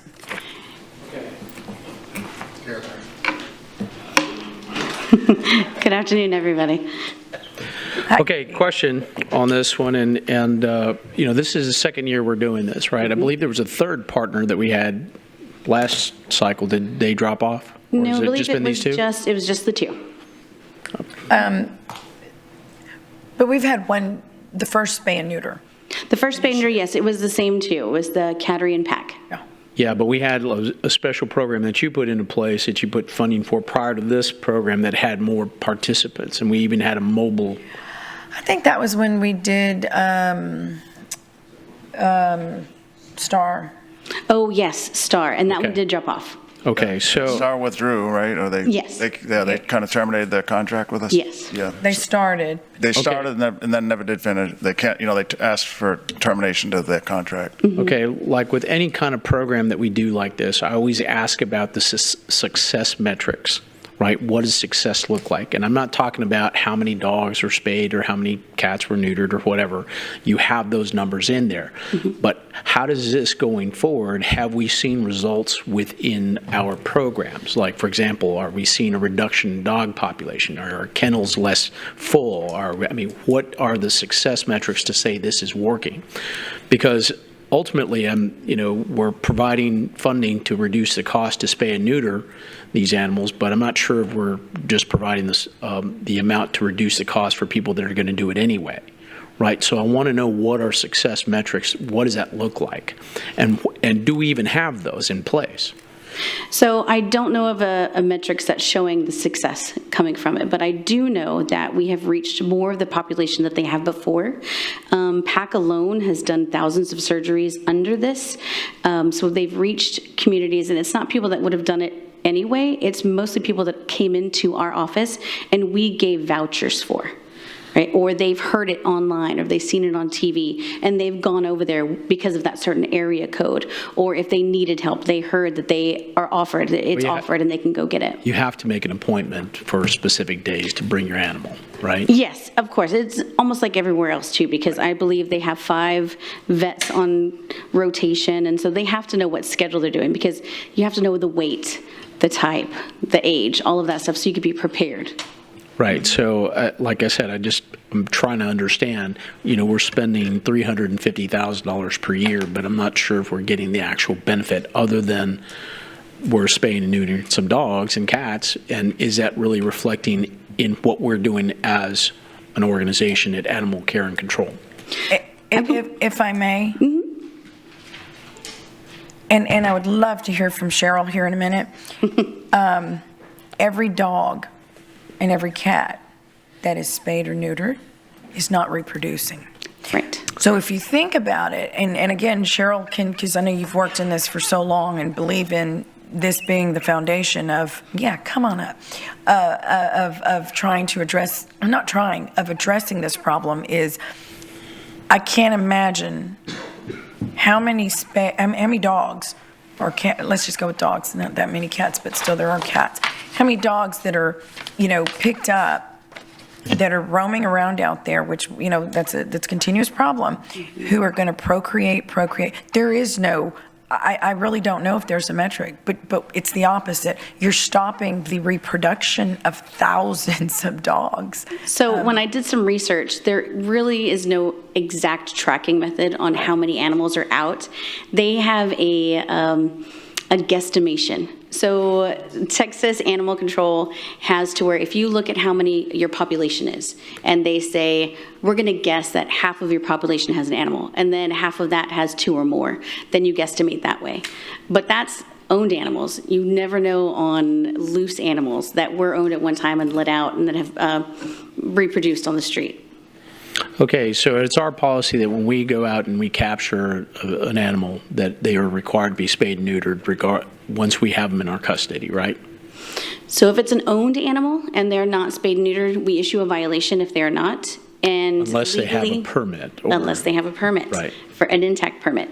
If they don't have an intact permit, they receive a violation. Then they have 30 days to bring us information and notice that they did get that animal fixed. If not, they get another violation. Okay, I voted against that, but that's neither here nor there.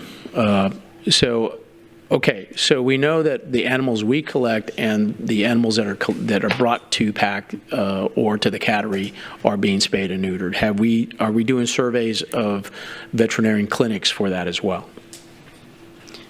Well, to determine numbers. Yes. I can tell you, hello, Cheryl Martinez with PAC. I can tell you that right now, large dogs are one of the biggest problems right now. Of course, cats also, but large dogs are big. We do right now, we're doing about 600 surgeries a month last year, and now I have 6 veterinarians working for me. So we are, I think this year so far, I've done around 4,000 surgeries. And we open up one spot for a dog over 40 pounds, and it's filled up within about 10 minutes. Other clinics are not even doing it because no one's doing large dogs. So it's a lot of work, and we are the only ones that's doing as many large dogs compared to any clinic in the city, and that's what we're focusing on. Okay, because I'm fine with what we're doing. I just need to know that what we're doing is being successful, because we are going to be held accountable for absolutely the money we spend, and if we're not seeing the results at our facility or at other facilities to say that the population is going down, then we need to reassess that. Absolutely, and one of the programs that we also do with animal control, not just this one, but with 7 counties, is the pet retention program. So when your officers are in the field, because they don't have, we give them the resources. Instead of picking the animal up, our mission is to keep them out of the shelters. They have us contact them. We contact them. They don't even have to go to your shelter. And then what we do is we provide all the services to get them in compliance with the city ordinances to keep them out of your animal control. And we're doing that for 7 counties right now. Okay, so when we come back for next year, because I'm pretty sure we're going to do this again next year, I want to see, because next year's the last year for this program, I want to see that we have some success and how it's reflecting for what we're operating here in the city. Well, the success is, so we're the only ones in the city that actually has an outreach program where we go door to door. We're a proactive program because us in Houston's the only 2 in Texas that have this, where we go door to door proactive, and it's called Pets for Life. That program actually is for the underserved to help them and provide them the resources. So we do that, and I can tell you those numbers have decreased. We can go back into those areas. 78405 was our first area, and right now we've done 1.6, and we're also doing 1.5 right now. Those areas, we can go back into those neighborhoods and see there's not the big pack of dogs as there was before, and we track all of it. I have tracking for everything, and our tracking is with the Humane Society of the United States, which is your largest animal group in the world. Okay, well, none of that's in our agenda memos. Well, I'm just saying, but that's how we track So it. That tracks it, I want to make too. sure that we have actual data we can look at to make sure we're spending this money and it is being something that is benefiting us as a community. Right. What I would say, Katie, is there's so much research, reasons to spay and neuter animals. It's the opposite. And I understand the councilman, but spay and neuter slows population growth. And I'm going to read this. Without spay and neuter initiatives, homeless animals are often euthanized, neglected, or die of disease. Sterilization is critical for management of free roaming dogs and cats and related disease control concerns. So I think what would be helpful, because again, this is something it's very difficult to say how many animals are out roaming. They're all procreating. So when we spay and neuter, you slow the population of those dogs. Now, unless you're going to go out and count how many dogs are out roaming, I think it's very difficult to say, here is the actual number. But it's a certainty to say you are absolutely decreasing, you're slowing the growth of those animals by having a spay and neuter program.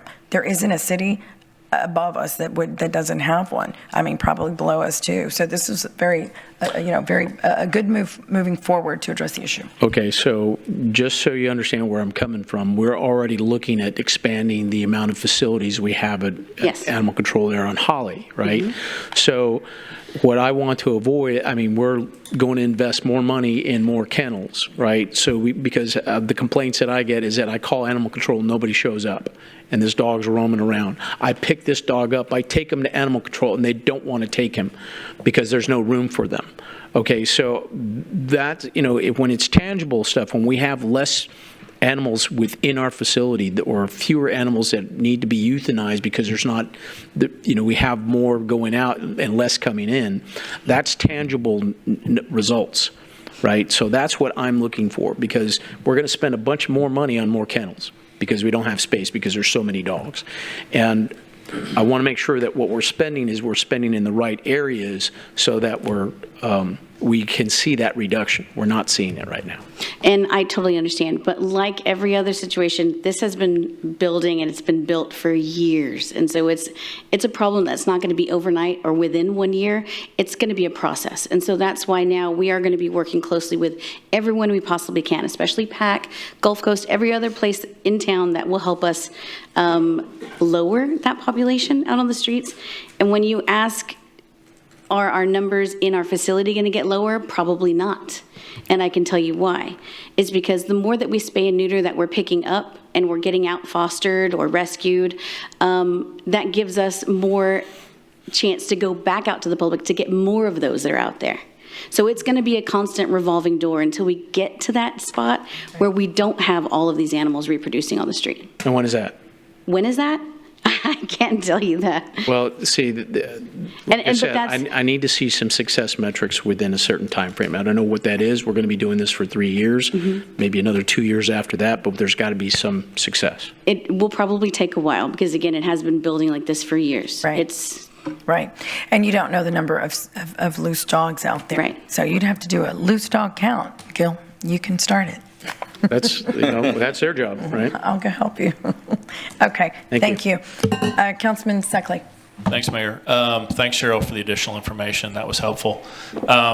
So Kathleen and I, thank you for trading the emails with me. One of my questions was exactly what Councilman Hernandez was asking, and I appreciate all that additional information. But in order to make that informed decision going forward, I think we need that data. We need that metrics. Okay. And back to the assessment, I've brought it up multiple times as to where we are in getting that assessment back to council. Is I also wanted to confirm that in the event that assessment came back and sent us in a different direction, that we could terminate, if need be, whatever agreement we're making now at some point during the course of the entire term. So, and we are working with them very closely. They're actually here with us this week, and we can terminate that contract with a 30-day notice. Okay. All right, thank you. Thanks again, Cheryl, for all you do. Mayor, can I just add to that? So just to be clear, so the consultant is here this week. In fact, I met with her yesterday, and we will have they didn't call it a draft, but we have an initial report. The draft report will be in soon, and we asked the consultant to be here in the August timeframe with the final report and to present it to City Council. So they'll present it to the council independently of us. That'll be as part of the budget process. So Great. she'll be here then. Mhm. That's great. Thank you. Councilman Klein. Thank you.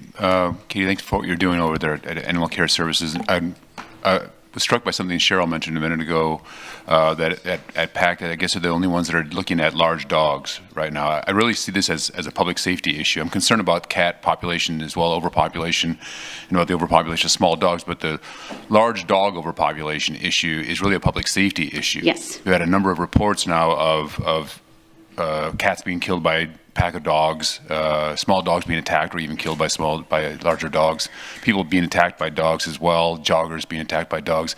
That's, I think, an issue. And so if it's possible, I'd like to see more a concentration of efforts on addressing the large dog population, if that's possible. I don't know if that's feasible or not.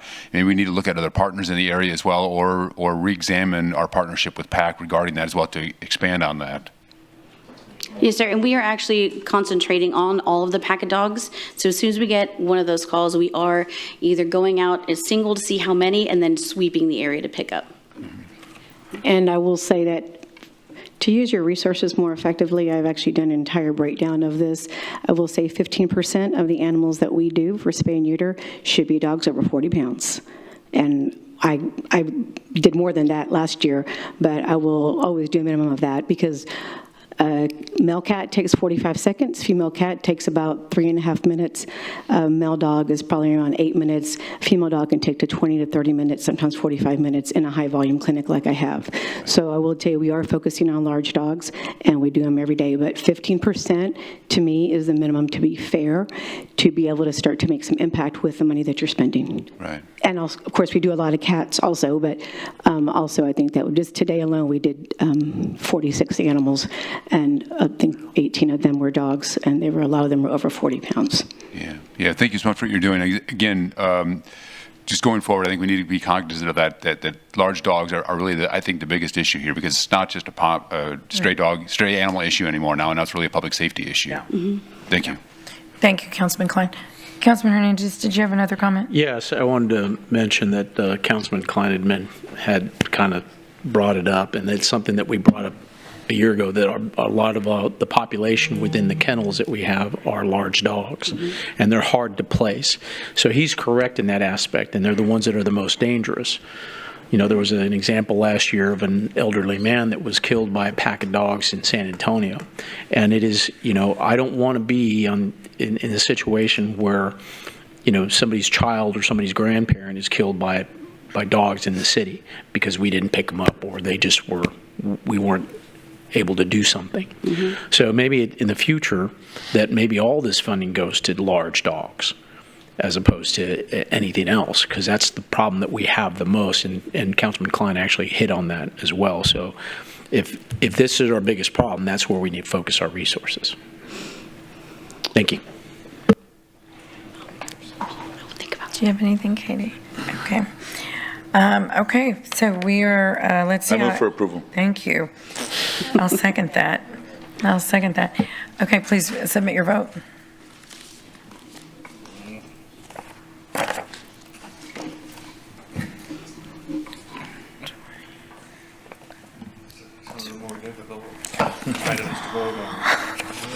God, I know.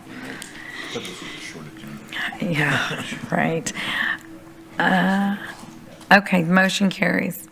Thank you very much. Thank you, Katie. And Cheryl, thank you for being here, and thank you for everything that you do. Good job, both of you. Thank you, yes.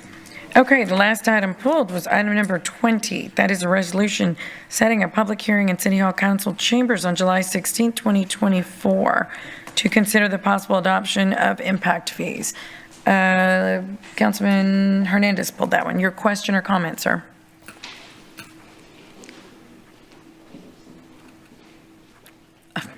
Thank you. Yes, we had this conversation in the workshop that, there's still a lot of information that is lacking on what we're trying to do here, policies, procedures, how things are effective, what is a credit, how much is it done, what requirements we have. So I will be voting no on this particular issue until we get some better information. Thank you. Councilman Barrera. I was just going to move for approval. Okay.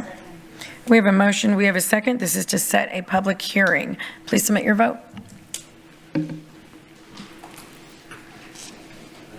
Something happened. Try Oh. again. Oh, we voted. You voted no.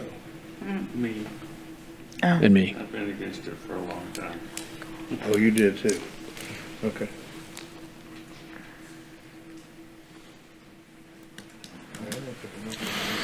Okay, the motion carries. Okay, that is all of our consent items that were pulled. Okay, so now Dirty food time. it's not 1:30, it's 1:12. Are y'all ready for lunch? Let's see here. Let's do one of these and then we'll go. We'll go to lunch. Public hearing, Section K, items 22 through 25. We're going to do item number 22, then we'll break for lunch and return back. Item number 22 is an ordinance authorizing the conveyance of 7 lots of surplus land. Yeah, they are. I'll move approval. Which one? Items number 22, Okay. 23, 24. Okay, hang on a second. So Councilman Suckley is abstaining on item number 22. So does someone want to who's making that? I move for approval. I know, but Oh, my apologies. But he's making the motion for all. Go ahead and repeat that, Councilman Pusley. Okay, let me turn my mic on. Oh, yeah, let me give you the mic. Hold on. Go ahead. Mayor, I would respectfully make a motion to approve items 22 through 25. And I second that. Second. Okay. We have a second, and Dan Suckley is abstaining. So can we do 20? Oh, you want to do 22 separately? I'm sorry. 23. Mayor, I'll withdraw my motion and change it to item number 22 only. Second. Or you mean 23 through 25? Either way. Either way. Either way. Okay. How you want me to do it? Do 23 through 25. Let's All take right. these out. I would change my motion once again to approve items 23 through 25. Okay, we have motion, we have a second. I'm going to open public hearing. Is there anyone in the audience that would like to make comment on items number 23, 24, or 25? Item number 23 is an ordinance authorizing the conveyance of 7 lots of surplus land to DSW Homes. Item number 24 is an ordinance authorizing the conveyance of 6 lots of surplus land to Habitat for Humanity Corpus Christi. And item number 25 is an ordinance authorizing the conveyance of 9 lots of surplus land to Community Development Corporation of Brownsville. Okay, there being no one, we will close public comment. We have a motion and we have a second. Councilman, do you have a comment? Okay. Yeah, just in general, these 4 items, I would like to say that, this is a relatively unique situation we're in, and it's great that we can add the affordable housing. I would like for the city to, if another similar instance arrives in the future, to consider trying to utilize companies that are strictly in the Corpus Christi area to try and, we've got, I'm not sure that they could not fill the capacity, so we could take the same number of lots that we're offering in the different tranches and divide it by 2 versus dividing it by 4, or go find some other local City of Corpus Christi entities to do it. So, thank you. Okay. Thank you. Councilman Hernandez, did you have a comment? No. Okay. Okay, please submit your vote.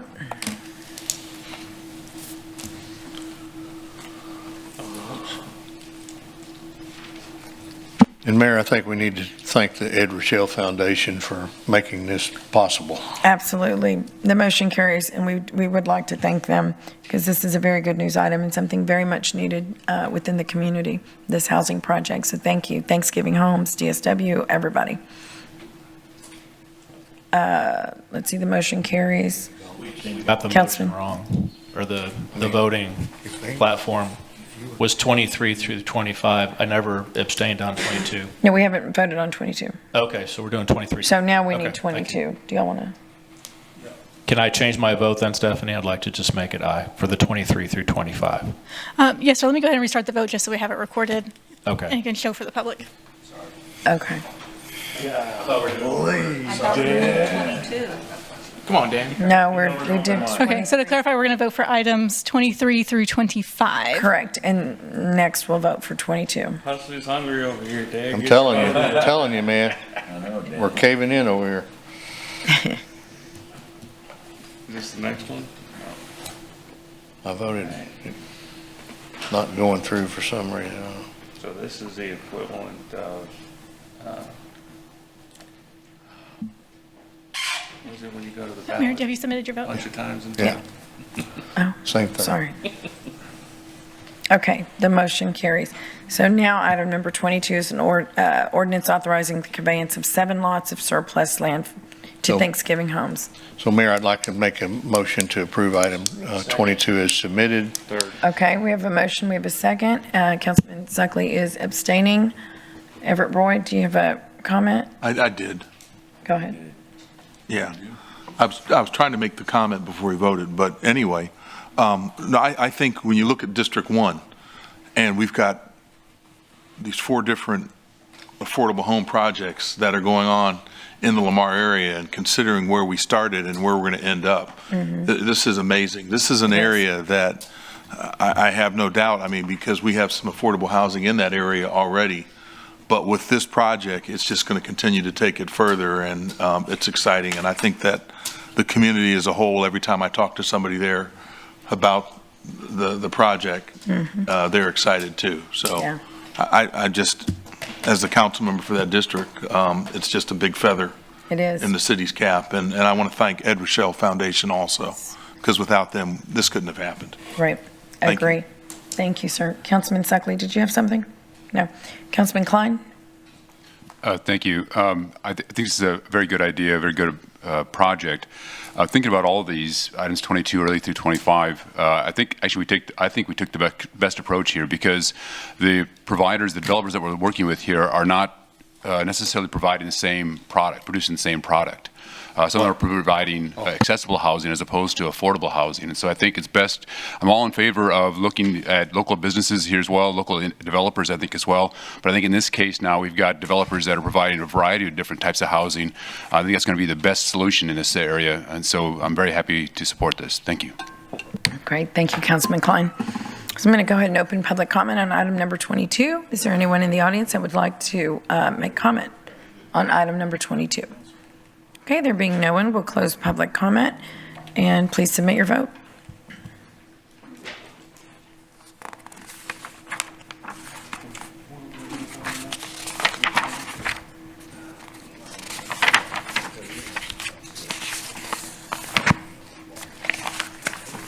Okay, the motion carries. Thank you. So we are, Stephanie, we do not have executive session. Wow. Okay. Okay, so we are going to break for lunch, and we will return shortly. Get back out there.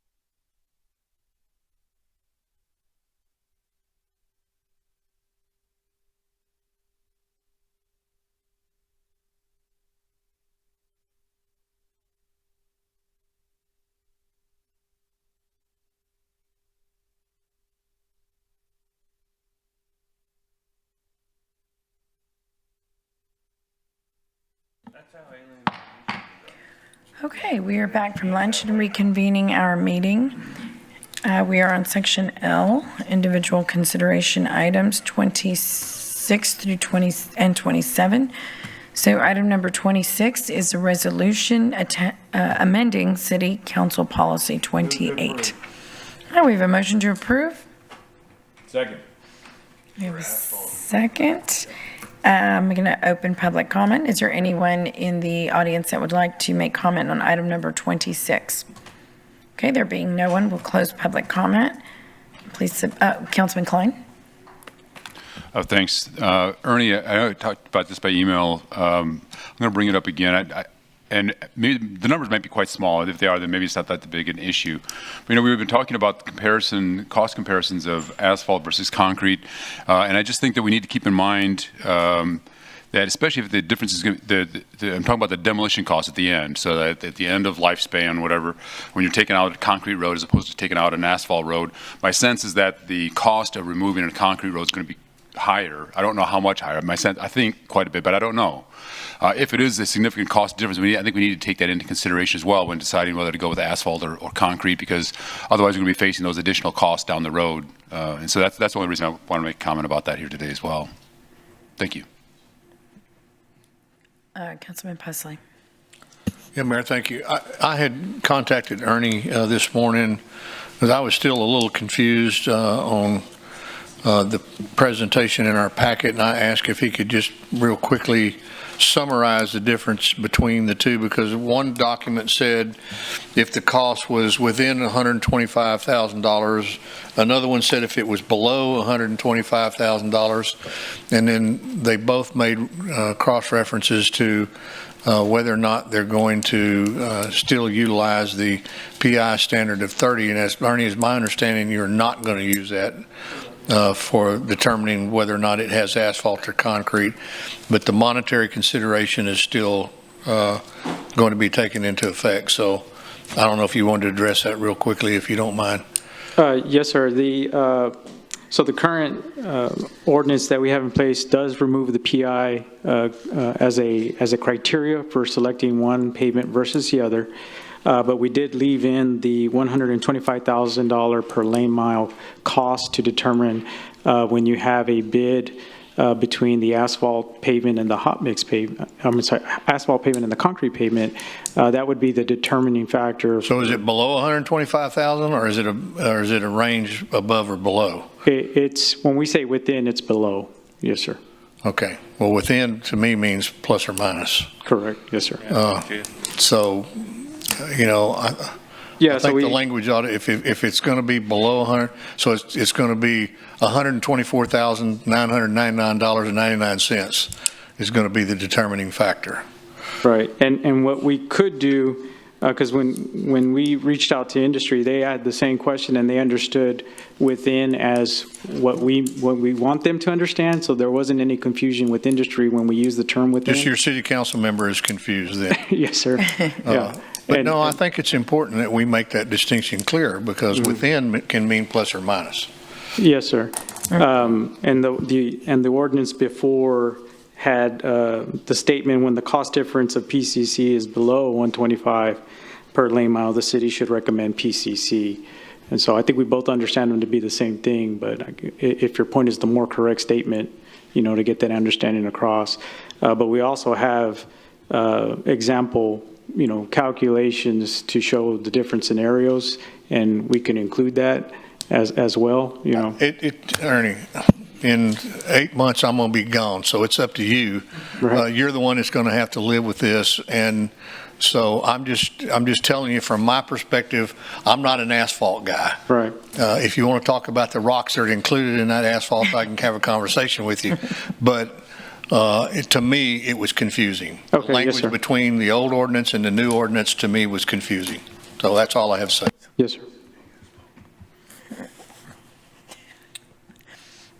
Let's see, Councilman Hernandez. Okay, just to quickly cover, it's just a recommendation at the 125 range. It could be at 127 and we could still utilize concrete because it's going to be based on what we want here at council, correct? Yeah. Oh, yes, sir. Yeah. Right. So that's, Perfectly. so, I mean, it's a recommendation point, not an actual decision point. Right. Right? So, even within that, if it's going to be 126, I'm still going to lean towards concrete. Right. Even if it's that different. So you'll have that recommendation, but it'll still be ultimately be on us based on the numbers and what the street's like. And that has happened in the past. Yes, it has. You've been on council where it's a recommendation. It's a Every recommendation. item in this agenda, on an agenda is a recommendation, but should we see it differently based on, that street, that corridor, that part of town that is growing or what have you? It's our decision to go concrete and look at that in longer, longer terms. So I just want to make sure, it's not the decision point, it is a recommendation point. So thank you. Exactly, yes, sir. Thank you. Yeah. Okay. So I think you made a motion, correct, Councilman? Yes, ma'am, I think we're all in the second. You seconded it? Okay. Did we have public comment? Did I already do that? No? Okay, I'm going to open public comment. Is there anyone in the audience that would like to make comment on item number 26? Okay, there being no one, we'll close public comment. Please submit your vote.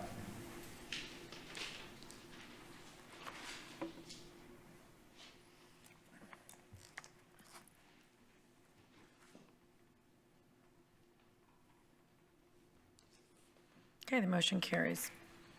Okay, item number 27 is resolution repurposing prior unused bond funds and authorizing a construction contract to Gerke Excavating, Inc.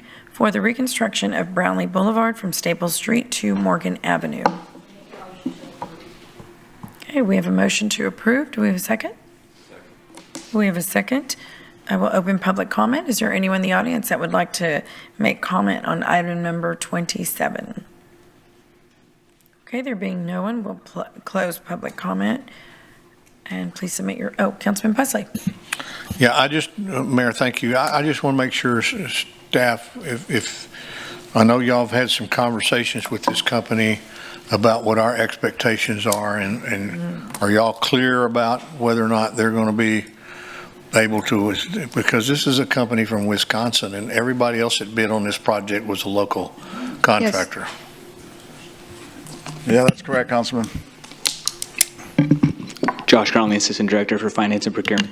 Yes, sir. We had an administrative hearing with Gerke. We feel very confident in their ability. They're a crew out of a state that gets very cold, and they started coming down here for some of the warmer weather, and it's turned into a full-time operation here. They have several crews now stationed just outside of our city, and they've been working for some municipalities and some other groups outside of here, and everybody's had raving reviews for them. So we feel very confident in their ability to do it. Yeah, excuse me, not to interrupt, Josh, but we're not, I wouldn't use the word extremely. The demonstrate, and I'm not disparaging the company, but the facts are the equivalent projects to an inner city urban project like this is not on their resume. They're primarily an oil field company. They've done work, though, in the region, and they're getting better in terms of their comparable projects. We had an administrative hearing because we didn't have high confidence in their comparable work that's done. Yeah, that's where I knew their company name from, was from the oil and gas industry. Right, they did road work in the oil fields, so that's different than an urban setting like a Brownlee.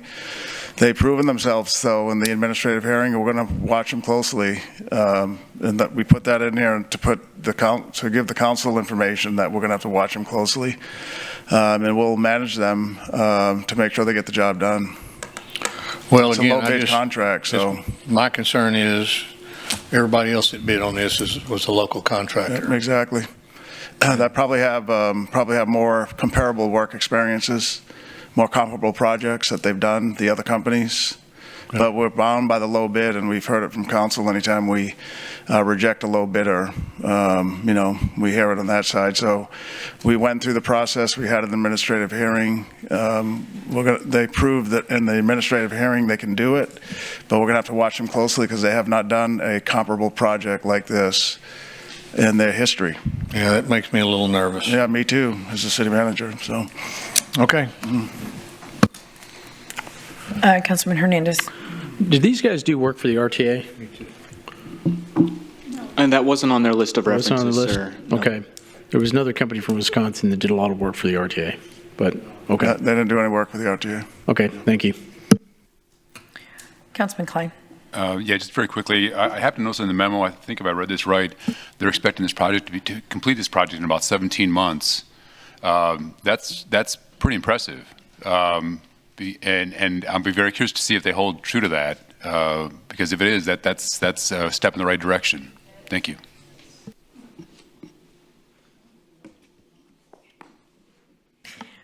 Okay, let's go ahead and submit our votes.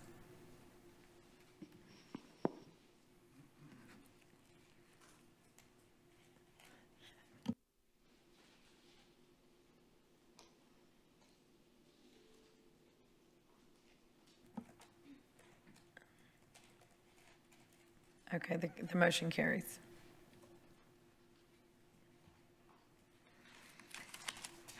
Okay, we're down to Section M, briefings. Item number 28, Mary Roads Pipeline Condition Assessment and Pipeline Improvement Plan Briefing.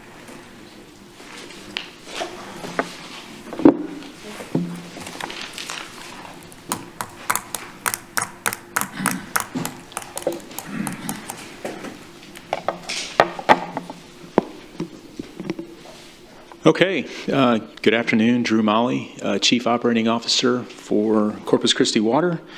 I just want to start by saying that we're going to present the condition assessment for the Mary Roads Pipeline. Before I get going, I just want to recognize a few folks on the team that were really instrumental to getting us to where we are today. Nick Winkleman, who you're going to be hearing from here shortly. Nick is our Interim Director of Water Systems and Support Services. We've got Esteban Ramos and Maria Corona, both in our Water Resource group. And then behind the scenes, I think it really speaks loudly in terms of just how much is going on behind the scenes. Folks who aren't here today, but folks who are working hard to deliver the water that we have in our city. Folks like Will Creech, Jennifer Cledes, Brittany Mute, and Manuel Castillo. I'd also like to recognize the Lavaca-Navidad River Authority, our partner in this project. Pat Bruskowski is the general manager. And then last but not least, I'd like to recognize a few of our consultant team members who are here today. Jerry Sneed with HDR, and then Mike Higgins, who is HDR's national pipeline condition assessment guru. So we'll go ahead and get started. One thing I would like to say before we really get into this is if there's a couple things I'd like everybody to walk away from thinking about as we conclude this presentation is, number one, I want everybody to recognize that based on the assessment that we did over the last 8 months, this pipeline, the Mary Roads Pipeline, the Phase 1, the 101-mile pipeline from Lake Texana to Owen Stevens Water Treatment Plant, it is in very good condition. That's what this assessment has told us. The second thing I'd like to mention of the three things, this pipeline is being operated today to maximize all the water that we can take. The data even shows it, and we're going to show some of the data in terms of the fact that we are operating this pipeline today in the best, most effective way to get the most water we can down to Owen Stevens Water Treatment Plant. And then lastly, the thing I'd like to make sure everybody walks away with understanding is that we today have a proposed plan that will allow us to get more water off of these two water sources, especially the Colorado River. Next slide. So one of the things I think is really important to note is, so the two water sources that help us get water on the Mary Roads Pipeline is Lake Texana, and Lake Texana is a reservoir that's operated by Lavaca-Navidad River Authority, and that reservoir is really important for us because it's a reservoir that, while it's relatively small, it captures a lot of water. Right now, today, it's 94% full, so it's a really important reservoir for us. As I said, it's operated by Lavaca-Navidad River Authority. One of the things to note about that reservoir is that we have a take-or-pay agreement with LNRA. What that means is it means we pay for the water, whether we take it or we don't take it. And that water source is 31,440 acre feet. The other part that I want to note is that the LNRA can at times tell us that they have additional water for us, and when they make that announcement per se that they have additional water, we call this on the screen, as you can see, an interruptible A and an interruptible B. So when they make that announcement, 4,500 acres is interruptible A and B. Similarly to the take or pay for the 31,440 acre feet, we have to take it or we pay for it.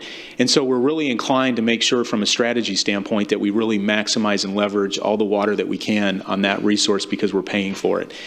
The Colorado River water is, obviously, it's a little bit further up the Mary Roads pipeline, 41 miles. That water is very unique in that it is a water that we own. We have the water rights to that water supply. And so, you know, not many, I can tell you this, not many utilities in the state of Texas, like the city of Corpus Christi, has 3 different water supplies from 3 different river basins. That's frankly quite extraordinary. You don't see that. So, hats off to folks that have been in the chair before us who had that vision to develop an oasis and then get a contract for Lavaca Navidad and then secure water rights on the Colorado River. That was very well done. So next slide. This slide here basically shows how much water we take advantage of the water supplies that we have on the eastern reservoirs. So the first 3 rows that you see on this screen basically show the water that's available to us from Lake Texana. And then the row on the very bottom is the Colorado River. And really what that shows is it summarizes what I was mentioning before, which is how much water we have available. And then you can see how much water we've actually taken. And I think what's important to note on this slide is that the water that we have available to us on Lavaca Navidad or Lake Texana, we're taking advantage of that. Anytime that water's offered to us, we're taking it. And then you can see on the bottom row, the Colorado River water. That's water that we're not necessarily able to leverage to the full extent that we'd like to. You can see, you know, generally we're below 35% of the water that's available to us on that water supply. This slide here shows generally what kind of expenses we're talking about in terms of the cost of these different water supplies. So on the top is the Lake Texana water supply, and you can see it's broken into 2 different cost categories. So we have an operational cost, and then we have a contract expense. And essentially, the contract expense is what we're paying LNRA for that water. And then the operational expense is costs that we have, our CCW staff are basically doing to maintain the pipeline itself. The Colorado River water supply, as you can see down below, we're not paying a contractual expense because we don't have a contract for it. It's water that we own. So the cost that you see on the bottom for the Colorado River is basically costs associated with pumping that water down to Owen Stevens Water Treatment Plant. Okay, at this point, I am going to turn it over to Nick Winkleman, and he's going to advance us through a few more slides here.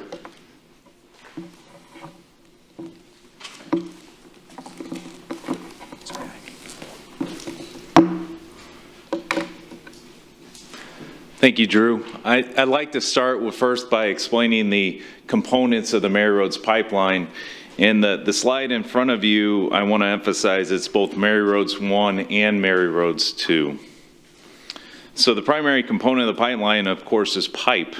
We've got 99 miles of 64-inch diameter bar wrap pipe, approximately a mile of 48-inch diameter pipe, approximately 1 mile of 72-inch diameter pre-stressed concrete cylinder pipe, and 41 miles of 54-inch diameter bar wrap pipe.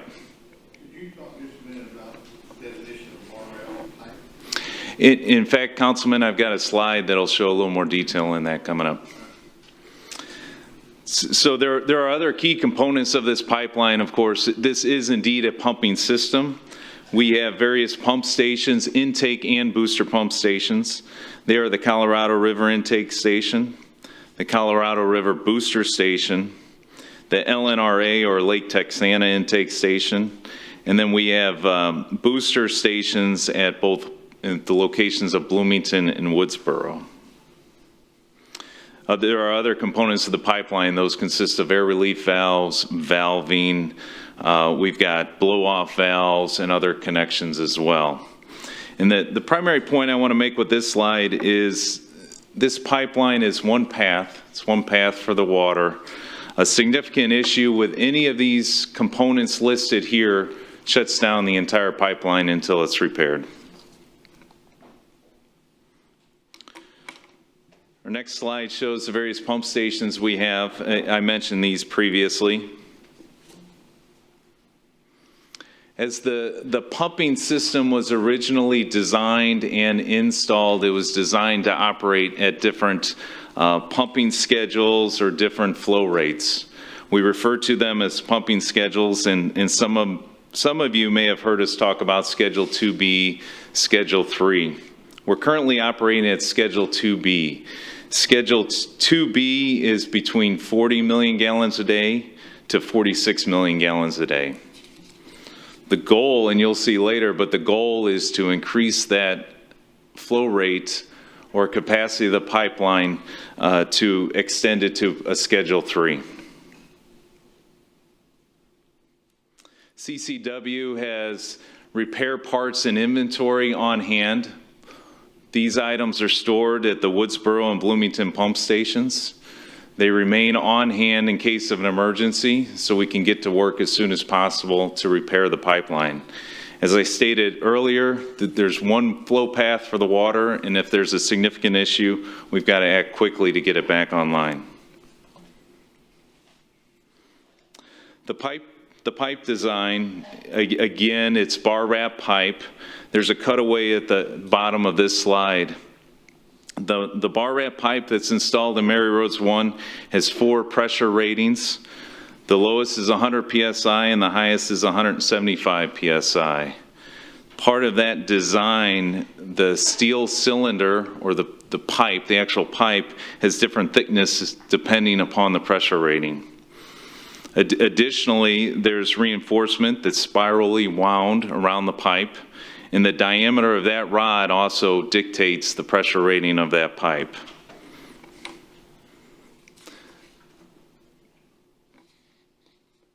There is a cutout on the right-hand side of the page that shows a little more details of the design of the pipe. Yes, let me go back. That was exactly my question. Can you talk specifically about, I mean, it's not just a piece of steel pipe there. There's a lot more going on there than just a piece of steel pipe. Correct, Councilman. So you have the steel pipe consists of the steel cylinder. And again, depending upon the pressure rating is the thickness of that steel cylinder. And then there's wire that's wound spirally around the steel cylinder. And then the outer diameter and the inside is encased in concrete. Okay. And so over the course of the life of this pipe, and Drew and I had this conversation yesterday or this morning, the thing that's getting the most wear and tear as a result of the water flowing through the pipe is the concrete liner that's inside the pipe. So we found we've done internal visual inspections. We were fortunate to get that done, and the internal area of the pipe was found to be in good condition, as Drew stated. However, there's certain areas of the pipeline that operate beyond the pressure rating of the pipe.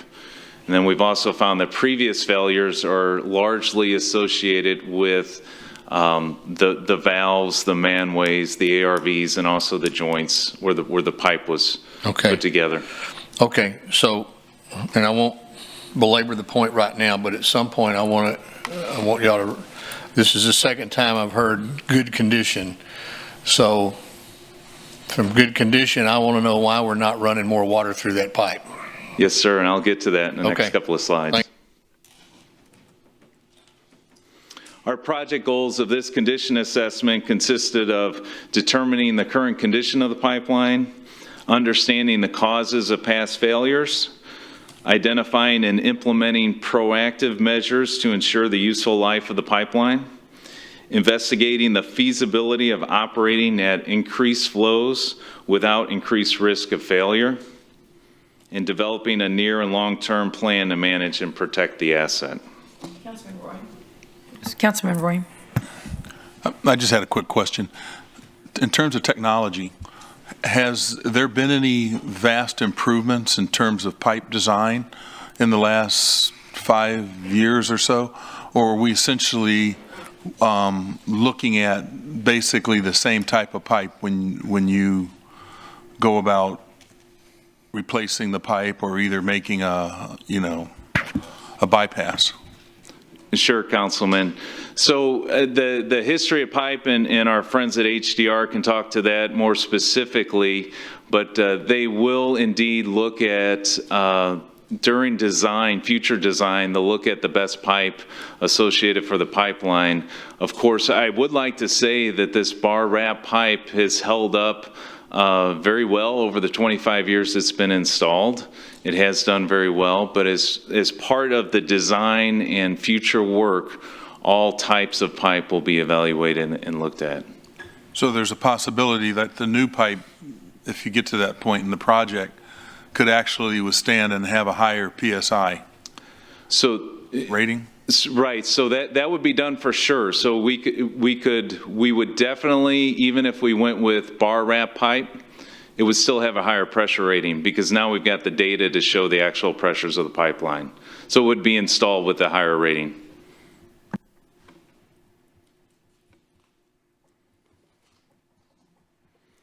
And the graphic on this next slide actually shows where the different ratings of the pipe are. And I apologize, it's a little hard to see, but the red pipe is the class 100 or 100 PSI pipe. Orange is 125. Yellow is the 150 PSI, and green is the 175 PSI rated pipe. I did want to talk about the project timeline. Thanks to your approval in June 2023, we initiated this condition assessment. And at that time, it was projected we were going to come back to council in July of this year with this briefing. So thanks to the hard work of the CCW crews, LNRA, and HDR, we're approximately 2 months ahead of schedule. That's great. The assessment methods incorporated into this project included various internal condition assessments. Those included acoustic leak detection. We actually installed an acoustic tool. That's the ball shown on the 2 bottom right pictures of your slide. That traversed the full 101 miles of the pipeline. We actually did it twice with 2 separate tools to get data. We did an internal electromagnetic evaluation during the course of the project. We were fortunate to have an opportunity to get inside the pipe. The large picture on the right is Mr. Kong. He's investigating the 72-inch diameter pipeline near the Nueces River pump station. We also looked at the mortar and wire. There was a failure in December of last year, which allowed us to take a good look at that, both the exterior mortar, but also the spiral wound wire that I discussed earlier. Drone surveys were conducted, both aerial and water drone surveys. The aerial survey was taken over the full length of the pipeline. The water survey was taken at our crossings where the pipeline goes underneath streams, rivers, and creeks. And a hydraulic analysis was conducted. The hydraulic analysis showed the pressure issues, the operating pressure at various points along the pipeline. We investigated soil corrosivity, and additionally, we did an external condition assessment at various locations when they were opportunistic for us to take a look at. The next 2 slides are our findings and observations. Again, the MRP is performing satisfactorily at its current pumping rate. That's scheduled 2B. It's approximately 44 million gallons a day. The overall integrity of the pipe is in good condition. Our acoustic tool, we actually found 3 leaks. Consider them all small. The largest was approximately 10 to 25 gallons a minute. The other 2 were around 10 gallons a minute. Once those were identified, CCW crews repaired and fixed those leaks immediately. As a review, our past failures are typically associated with our access points, air release valves, and the joints of the pipe. The water drone survey identified some erosion points at our stream crossings, signifying a reduction in cover over the pipeline. Soil corrosivity. We did identify some hot spots along the pipeline. It just reinforced the importance of maintaining our current cathodic protection system and upgrading that. Pump station upgrades were identified, and we have a project proceeding with that. Should bid in about a month and a half. And then the significant issue is we identified and validated pipe pressure exceedance areas throughout some portions of the pipeline. And Nick, and for the council, that's the most important finding in this report, which is another way of saying it in layperson's terms, is the pipe thickness is not thick enough in certain areas where the pressure is higher. Nick's going to go over that, but basically the pipe, while it's in good shape, it's the wrong size, it's the wrong thickness, wrong strength of pipe in certain sections. That's what's caused the blowouts. Yes, and sir. we're going to go over that in more detail. And as city manager said, we've got a number of slides about that. The next slide is just an overview. It shows some of those erosion areas on the stream crossings. It's not an immediate issue, but something that we will move forward and address. The next slide is our pressure exceedance areas at Schedule 2B. Again, this is the pumping schedule that we're currently operating at. And if I could take a moment to explain this slide. This is a pressure profile, and you see a dark, solid blue line. That blue line signifies the pressure rating of the pipe in that particular area. The black data, the black lines, are data that was observed during this assessment. Pressure transmitters were installed so that we could record actual operating pressures of the pipeline, and then modeling was conducted. And Nick, you can see, and council members, you can see on the left the y-axis. So there's different thicknesses or PSIs of the pipe. The entire stretch of the Mary Rose pipeline, as thick as 175, and then as thin as 100. So the pipe's not all the same size, and it was built to have different diameters, different strengths along the route. So right? why? Yeah. So that's the reasoning. That's the reason, for not being able to put more water through. Right. So if you look at this first kind of column, you can see the black line. That's the pressure at the Grasitas Creek. It exceeds the PSI in the pipe of 125. The pressure was almost 135. Right, Nick? Yes. And I'll go to the next slide here, which. Yeah. So the next slide is the exact point that the city manager was discussing. So operating pressure is at 138 PSI. The rating of the pipe is 125 PSI. Okay, let's stop right there. So yes, the pipe, the blue line represents what the pipe can hold, basically. The pressure. Yes. The pressure. The thickness. Right. Right. And so the pressure is up higher by what, more than 10 points? Right. Yeah. 13 PSI. And do we know, is this the way it was built? I mean, why was it built this way? Yeah, if I could comment on that. When it was originally built, it's standard engineering practice. If you don't need 175 PSI rated pipe, you wouldn't install it for the full 101 miles for cost considerations.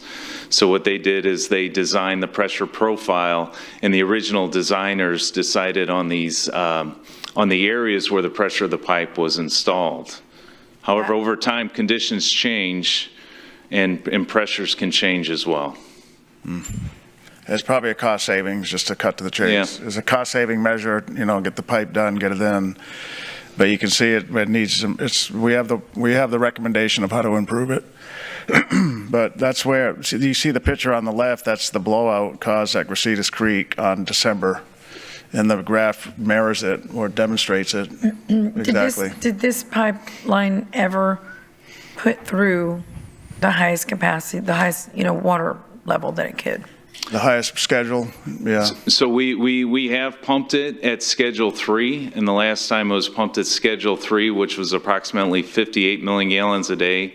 That was in July of 2022, and we had a significant break, and I have a picture of that coming up. But I mean back, Probably not. 10 years ago, 15 years ago. No, it was not. It was not. So the going to Schedule 4, in fact, that requires a different set of pumps at each of the pump stations. So not all of the pumps were originally installed to go to the highest level, and that's what you're asking about, Mayor. Yeah. There's two things, Mayor, that we never did put it in the pumps to make it go to that maximum flow rate, number one. Number two, it was never done because, and even if it was, it probably would have had a blowout. Look at the top of this chart, it's Schedule 2B. The schedule we want to be at, the pumping rate is a 3, and Nick's going to show that in a moment, but this is not even, we have one more kind of pressure in volume of water where we want to be at the full potential. But even at this next step down, we're still having these pressure exceedances or blowouts. Okay. That's correct. Councilman Pusley? Okay, thank you, Mayor. So, and I know when you all met with each of us individually, we discussed these things, and I'm still confused about what specifically is causing the pressure spike at Gracita's Creek. And when this pipeline was put in, everyone was told that it had a maximum flow rate of 72 million gallons a day. And I think what the mayor was alluding to is, has it ever been pumped at that rate that we know of? I'll go ahead. So, Councilman, what I can tell you is as I understand it, at the very, very early stages when this project was delivered, as I understand it, it was run at that Schedule 4, that highest flow rate. And, anecdotally, and we can get some more information on that, it was a bit of a concern for the integrity of the system. And it just wasn't something that was sustainable. And frankly, the other thing I will tell you is this is not, I know there's maybe some disappointment that we're not getting more water down the pipeline. We totally understand that. This isn't necessarily something that's unusual. When you talk to folks in the industry all over, a lot of times what you'll find is infrastructure has been rated for a certain volume or a flow, and over time it's not able to meet that. And so I know that's not what you want to hear, but that is the reality. And so ultimately, the approach here is we've got sections, and I kind of almost look at it like different speed zones that are in this corridor pipe. And so there's different sections of the pipe that are rated for different pressures. And you're not necessarily 100% sure how that pipe is going to behave and react over time. But here we are 26 years later, and we've gone and we're looking at it, and we're seeing where some of these sections are not necessarily reacting the way perhaps one might have expected. And so what's causing these fluctuations? I mean, we're not entirely sure, but we have a fairly good idea. And essentially what ends up happening, these fluctuations tend to be in locations where there's river crossings, where there's drops in the pipe. And sometimes what ends up happening is you have deposition of material in the pipe. And when you have deposition of material in the pipe, sedimentation, for example, it changes the way the pipe behaves. There's more velocity and pressures will change, and so it causes that surge. And so the way to address that is to first find out where it is, and then essentially go into the pipeline and do an inspection. And you can put somebody in the pipe. I know we were talking about back in the day when you would do welding inside the pipe. Yep. You can put somebody in it, and they can go take a look. The other thing you can do is you can pig it, which means you can put a pipe into the pipe and basically flush out what's causing the blockage in the pipe. And the challenge with that is that if you put somebody in the pipe, you got to take the pipe down, and we least can afford to take it down right now. Yes, sir. So what you can say, I guess, essentially is that over the 50-year life of the pipe, we're now halfway through that, and it's able to function at about, not quite, but almost half of its original design capacity. So is that number going to continue to go down, and will at some point it get exponentially worse? Well, I will tell you that without maintaining it, without being able to get inside of it and address some of the issues that we believe are causing some of these challenges, over time it is going to potentially degrade to a point where something drastic ultimately would have to happen. In other words, you would have to take the line down, and you would have to do manned entry into it to clean it or to pig it. And so I think that's one of the vulnerabilities that we all recognize, is that with only one single pipeline, our options are limited. And so, without getting too far ahead in the presentation, the proposal that we have thought about and we're going to put in front of you is to sort of address sort of the areas that we have identified in this project that are causing us some concerns. And frankly, what I think is interesting about what we've seen so far is the exact locations where we've seen some of these pipe failures is in the locations that the model has even shown. So the model correlates very well to what we're seeing in real time. And so I think from that standpoint, this project has been extremely important. I can tell you from my past experience, I've worked for a couple decades in this business, and this has probably been one of the most extraordinary. In fact, in talking to some of the HDR folks that do this nationally, this has been an extremely extraordinary project, rewarding in terms of what we've been able to determine. And I think what you're going to see here in the next couple slides is an opportunity to put or address some of these challenges we have. And to your point, these fluctuations that you're seeing on these graphs, those are not abnormal conditions. You would see that in a pipeline in Dallas, Tarrant Regional. You would see that. Oh, I know. Yes, sir. We have the same issue with petrochemical processes as well, so I understand that. Okay. Well, that's okay. I mean, so on a go-forward basis, we just need to tell the public, look, this is a 25-year-old piece of pipe, and it's done pretty well up to now, and we expect it'll do pretty well for the rest of its lifespan, but it's not going to last forever. Right. And I think to your point, Councilman, what we've done is we've identified those areas, not just anecdotally, but we've identified those areas with data, with information that shows where those areas are, and it allows us to make hopefully some good decisions to improve that infrastructure. Yeah. And when you decide to have somebody go in the pipe, don't call me. Those days are over for me. Yes, sir. Councilman Roy. So my question is, when you go back and you look at the pipe and its creation, right, in terms of the demand, because what I'm trying to, picture is that I'm sure that the demand in the beginning and the demand now is a lot different. And I'm sure that when they started the Mary Roads Pipeline 1 and 2, we probably thought at that time that it would be, I don't know if anybody had a realistic idea in terms of when we would pretty much tap out in terms of demand. But even probably 10 years ago, comparing what our demand is now and where it was 10 years ago is probably a big difference.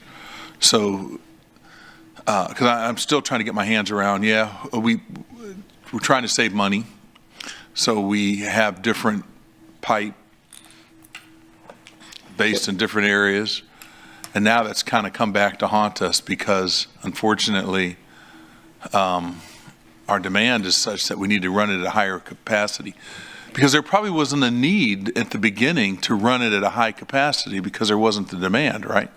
Well, I think how I look at it. Am I saying that right? Well, it's based on, back in the day when they were putting this pipe in the ground, as I understand it, it's been told to me that it was a pretty rapid project, that we needed the water quickly. And so, we did what we could with the costs that we had at the time. We had to be judicial with the costs and the budgets that we had.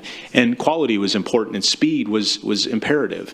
And so when you put those three together, you're trying to make the best decision. And I think this was a really good project, made a lot of sense. We now are very much dependent on that eastern corridor of water.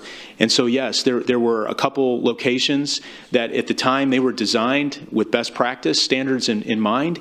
And so looking back, these are a couple areas that, have had some challenges with some of these, pressure fluctuations. And so I think going back and looking at what was done in the past, there was a lot of good planning and a lot of good thinking about how to, deliver a project quickly at an affordable rate, if you will. Is there a industry standard that says the life expectancy of a pipeline that's designed for this is how many years? And if you get over that, then you're doing well. If you're, 50 years is generally what the industry sets its target. 50 years is the life cycle or the life of a pipeline of this sorts. If you can go beyond that, and certainly you can go beyond it, we know that we can. Maintaining it, taking care of it, doing the things that we're doing as part of this project here are very important. And I think, the takeaway that we take from this, and I'm not just, I think I'm speaking for the team here, is that, we see a pipeline that's in pretty good condition.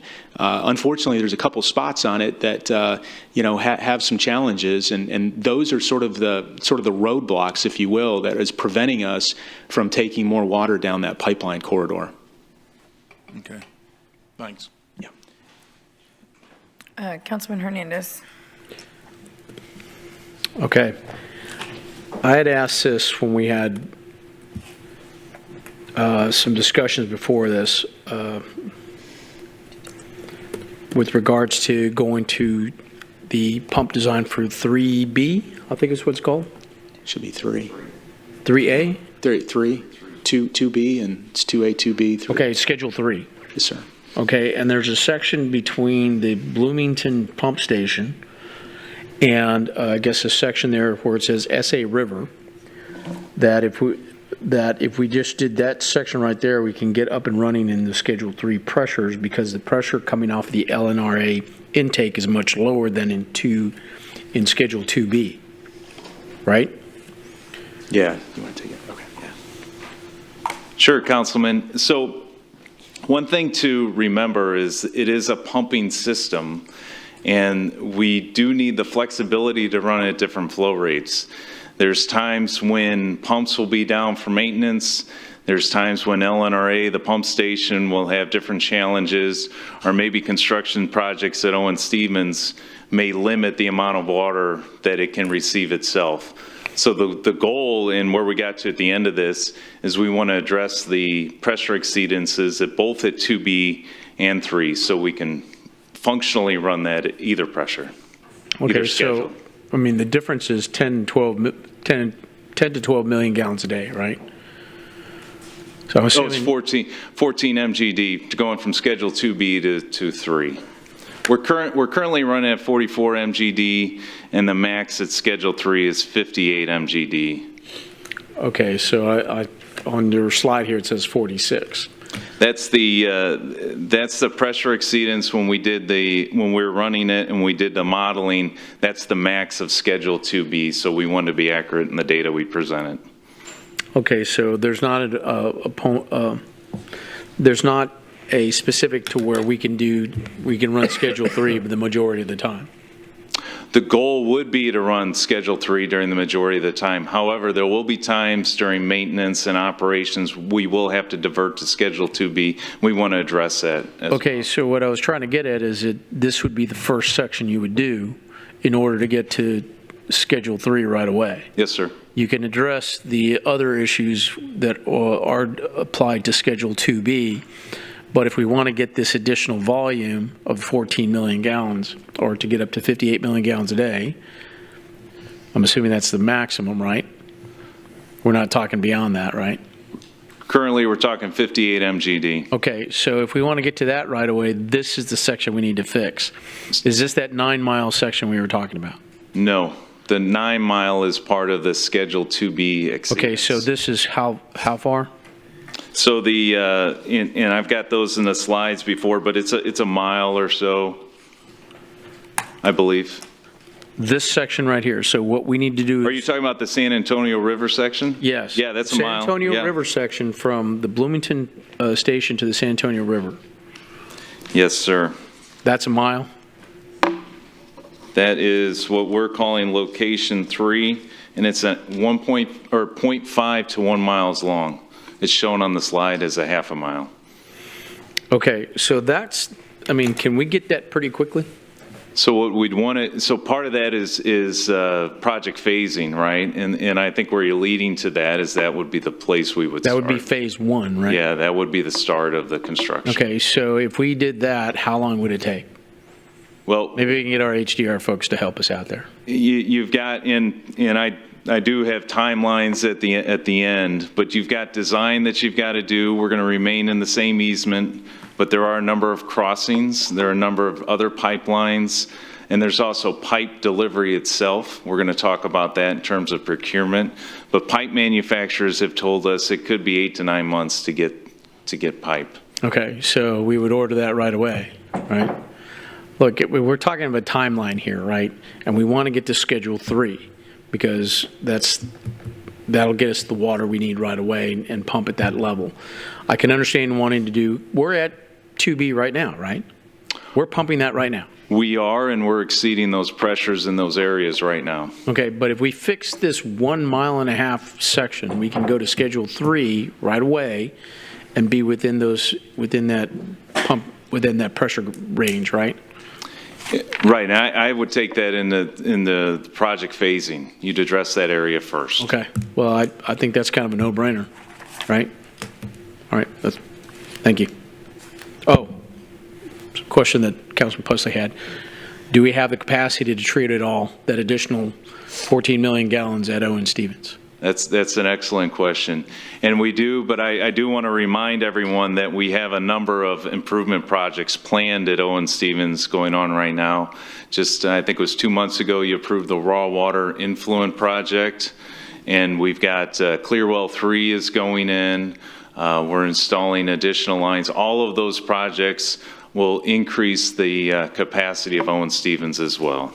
Today, we can treat the extra 14. Okay. But we'll have even more capability once we bring those projects home. Okay, so speed is of the essence here, right? This is what we need. So, Yep. Okay, thank you. Councilman Pusley. Yeah, that, as Councilman Hernandez said, that was my question, is if we were able to increase it to the 58 MGD per day, will Owen Stevens be able to handle that? And I guess we'd need to know that answer pretty quickly, along with, what we think a timeline on installation of this section of pipe would be. Right, and we have the timelines. I think it's the last slide of the presentation. I looked at it. Yes, Okay, sir. I'm sorry. Yeah. Okay. We'll go to the next slide. So again, this was the Garcetas Creek failure that we had December 2023. This is just showing the pressure profile as we work our way towards Owen Stevens. As you can see, as you get closer to Owen Stevens, the pressure is not an issue. Schedule 3, again, this is our goal, 58 MGD. You can see we have a different set of issues. At this time, additional pumps would have kicked on at the Bloomington pump station, increasing the pressure in what I'll call the middle section of your pressure profile chart. We've got issues at the San Antonio River crossing. And I'll go to the next slide. This is the July 2022 break that I talked about earlier. This is a failed manway.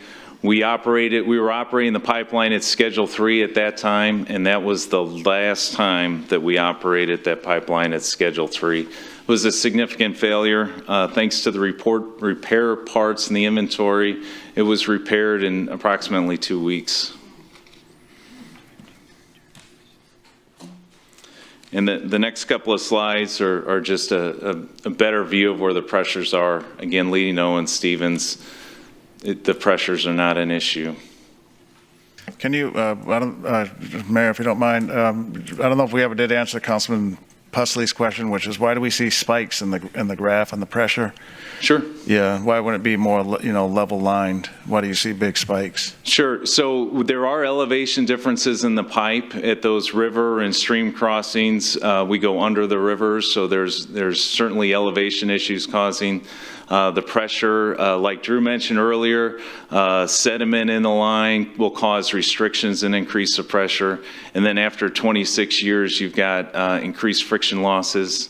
That C factor, Councilman, is increasing over the years as well. Okay. The slide here shows, if you look at that Garcetas Creek area, 46 MGD, the pressure rating of the pipe is 125 PSI. The actual pressure is 138, so we're 13 PSI above the rated rating of the pipe. At Schedule 3 in that San Antonio River area, the pipe is rated for 100 PSI, but we would have observed actual pressure of 127 PSI. Percentage-wise, the Schedule 3 issue is much greater than the Schedule 2B issue at those locations. Action items and recommendations. We're going to continue the operation and maintenance programs that CCW is currently doing. We're currently in the middle of a replacement of our air relief valves. That project is ongoing. We have installed pressure monitors, but we're going to continue to install more. That will allow us to observe the operation of the pipeline in real time. The pressure monitors that were installed for this assessment were temporary, and they were done as part of the HDR assessment. CCW will now have permanent pressure sensors and monitors. We're going to stabilize the erosion areas at the stream crossings. We have a pump station improvement project that's at Bloomington and Woodsboro. That project will bid in about a month and a half.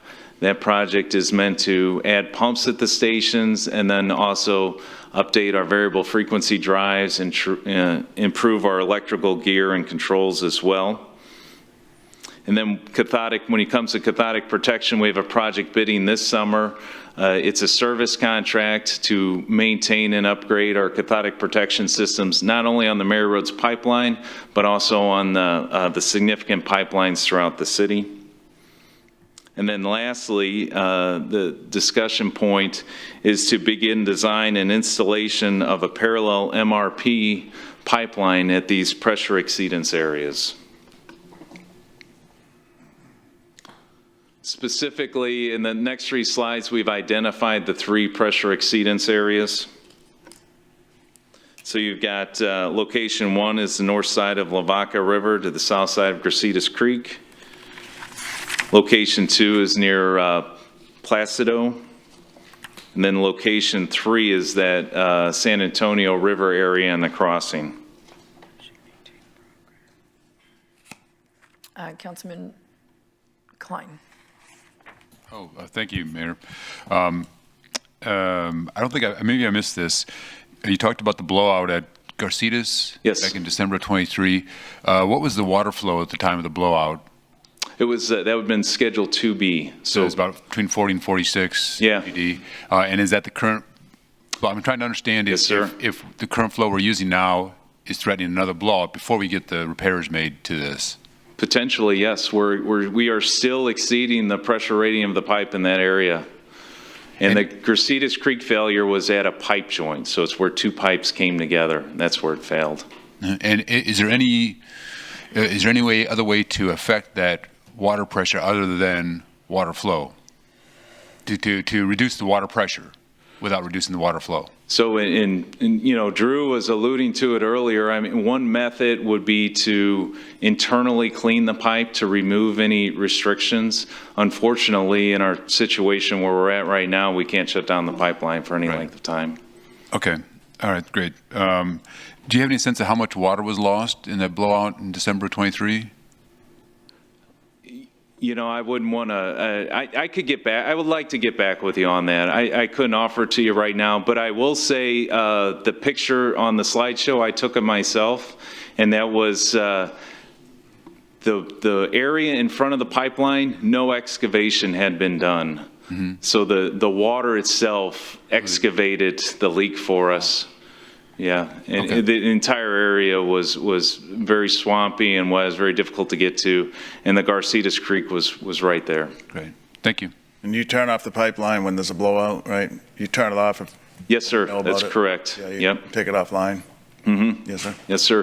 In fact, we've got to dewater it. We've got to dewater the pipeline so we can stop the flow of water to do the work. Yeah. So it's at least 44 million gallons. Yeah, that's right. Yeah. The next couple of slides, I'm going to turn it back over to Drew. Thanks, Nick. Okay, so this is probably the last couple slides that you're most interested in, and these are the slides that we've really been working hard in the last, I would say in the last 2 weeks. I mean, we've had, I think, some really good engaged conversations with each and every one of you, just trying to develop what we're putting in front here today. And so this last couple of weeks is an estimate that we've been able to develop with our partner HDR on this project. And so the concept is if we were to target the three specific areas that Nick was just talking about, and certainly the one that Councilman Hernandez was it makes a lot of sense to target the one that is the one at the San Antonio River. We'd be looking at a $90 to $105 million price range for that 11 miles of 64-inch steel pipe, and then the half mile would be basically 64-inch diameter pipe, but it would be installed through a trenchless construction means as opposed to open cutting. And so looking at those estimated numbers, we ran a preliminary rate analysis on what that would do for our cost to our customers. And essentially what we've come up with is about 19 cents per 1,000 gallons for our raw water costs. This would be a raw water cost. And raw water costs are something that everybody pays. We've actually reached out to all of our raw water customers and had conversations with them about this project. So they're aware, certainly they're aware of Mary Road's pipeline, but just making sure that they are aware of this project and what it means to not just the city, but to our regional partners, which is them. And then also, of course, reaching out to some of our other stakeholders and partners so that they're aware of what this entails. You went over this entire presentation with them? Yes, sir. Right. Yes, sir. So basically, this presentation was one that we provided to them after we met with you last week. And so this would just be an example. You know, I think a lot of times folks like to see what does this look like if a raw water cost of an additional 19 cents a 1,000 gallons, what does that look like for our various customers? And of course, you know, as we know, we have various different customer types. We've got residential customers, we've got commercial customers, we've got industrial customers, we've got wholesale customers treated raw. So essentially the number on the far right is the incremental increase in cost to the various customers. So if you are an industrial customer that uses, let's say, 250 million gallons, 244 million gallons a month, you would be paying an additional $46,000 per month for this improvement. If you're a resident who uses, let's say, typically 6,000 gallons a month, you would be paying an additional $1.14 on your water bill. And so that's essentially what we've been able to develop at this point in terms of what the costs look like. Okay. And that, Drew, the large volume example you have there, or just sample the 244, but what some of the big refineries use a lot more than that, right? Well, this was actually one of the big one of the big industry large volume users. In fact, these are real customers. In fact, well, I mean, you can see Walmart is a real customer, a commercial type. But the other examples that we gave on the top are real customers. Right. And so we wanted to just kind of put this into context so that everybody understands not one particular customer class is paying for this. Right. We're trying to do a better job at that. The media and we tend to go default to the residential customer because we're most familiar with ourselves, you know. But we have various customer classes, and this example here shows a couple of things that the more water you use, the more you would pay for this type of project. So an industrial customer would pay $46,000 a month for this project, whereas a residential account pays $1. So to some extent, this is why having large volume customers is good for the system, because they help to pay for the system more so than a residential customer, as evidenced by this example right here. Councilman Hernandez. Is it your intent to do this all as one project, or would you break it up into several projects? Well, we think, and there's another slide, believe it or not, after this one, where we can talk about the schedule. But essentially what we think makes the most sense is to develop this as one project with phases. And we certainly can talk through the strategy of how it makes the most sense to implement this in the most timely way, because we know not only is the sense of urgency there, we get that, but we also know that every day we wait, we're one day more exposed to potentially having resiliency and water supply. But the other part of it is the costs. I mean, we know that costs are going up. So to answer your question, we would look at delivering this as a design bid build with the ability to design bid build. And we're open. I mean, there's other delivery methods, and maybe I should just go to that slide. These are the different types of delivery methods that we could employ, that we could use. So the top one is the traditional RFQ. That's where we go out, we advertise the project to the community. It takes time. We get statements of qualifications. We look at those in a concert with our procurement department, and then we basically award to the most qualified firm, and that could take 6 to 8 months. We already qualified HDR, right? Well, for this condition assessment, we certainly have. Yes, sir. I mean, wouldn't it be simpler to just do an amendment to their contract? Yeah, Drew's being modest up there, so yes, that's the plan that we want to recommend to council in the June council meeting, is because they understand the pipeline better than anybody right now. Right. So do a professional service amendment to their existing contract. We're going to bring that on June 11th. That would be the design phase of this, and we'd go out for a competitive bid for the construction part of it. Yes, sir. So there'd be competition at that point. Yep. Okay, now, would you bid them by the phases, or would you bid them all as one project? I would probably bid it as one project, but again, these are strategies that we would be working with our design firm to make sure, and of course we'd want to have that kind of consensus. But I think our position would be we need to deliver this as quickly as possible in the best quality, and so however that mechanism makes the most sense is what we would do. And so the bottom line that you see, the design amendment, as city manager was just mentioning, that would be an amendment to the existing contract that would allow us to immediately start designing the parallel lines, go out to bid, and then we would construct. And if we were able to do the long lead time advanced procurement, some of this pipe takes 9 to 10 months. I get that. The reason I said you would break this up is because you could design the sections quicker and put them out to bid, as opposed to trying to design the whole thing at one shot.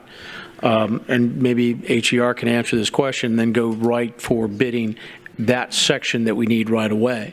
Yeah, but Councilman, we're kind of getting away.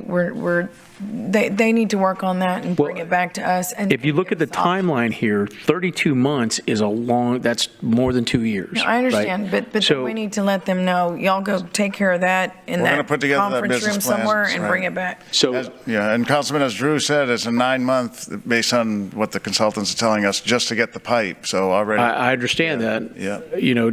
HER is going to be designing 3 different sections. We agree. Right? So if they design the first section first, and then they put that out to bid, at the same time we're ordering the pipe already for it, we can order the pipe separately. Exactly. Right? Yeah, we're in agreement. And start and order that today like we did with the HVAC system. Over at the American Bank Center. It's a 2-year lead time, right? So if we order that pipe now and then have that broken up into sections instead of trying to do it all at once. I'm sure they are. They're engineers. I would say we love this conversation. I'm not going to assume but that. That's not our role. You're a policymaker. Let's move on because we've got a lot. I didn't know you had that in common with Susie Saldana. Questions enough. Okay. It is, and so just to finalize, as city manager said, we're coming back on June 11th.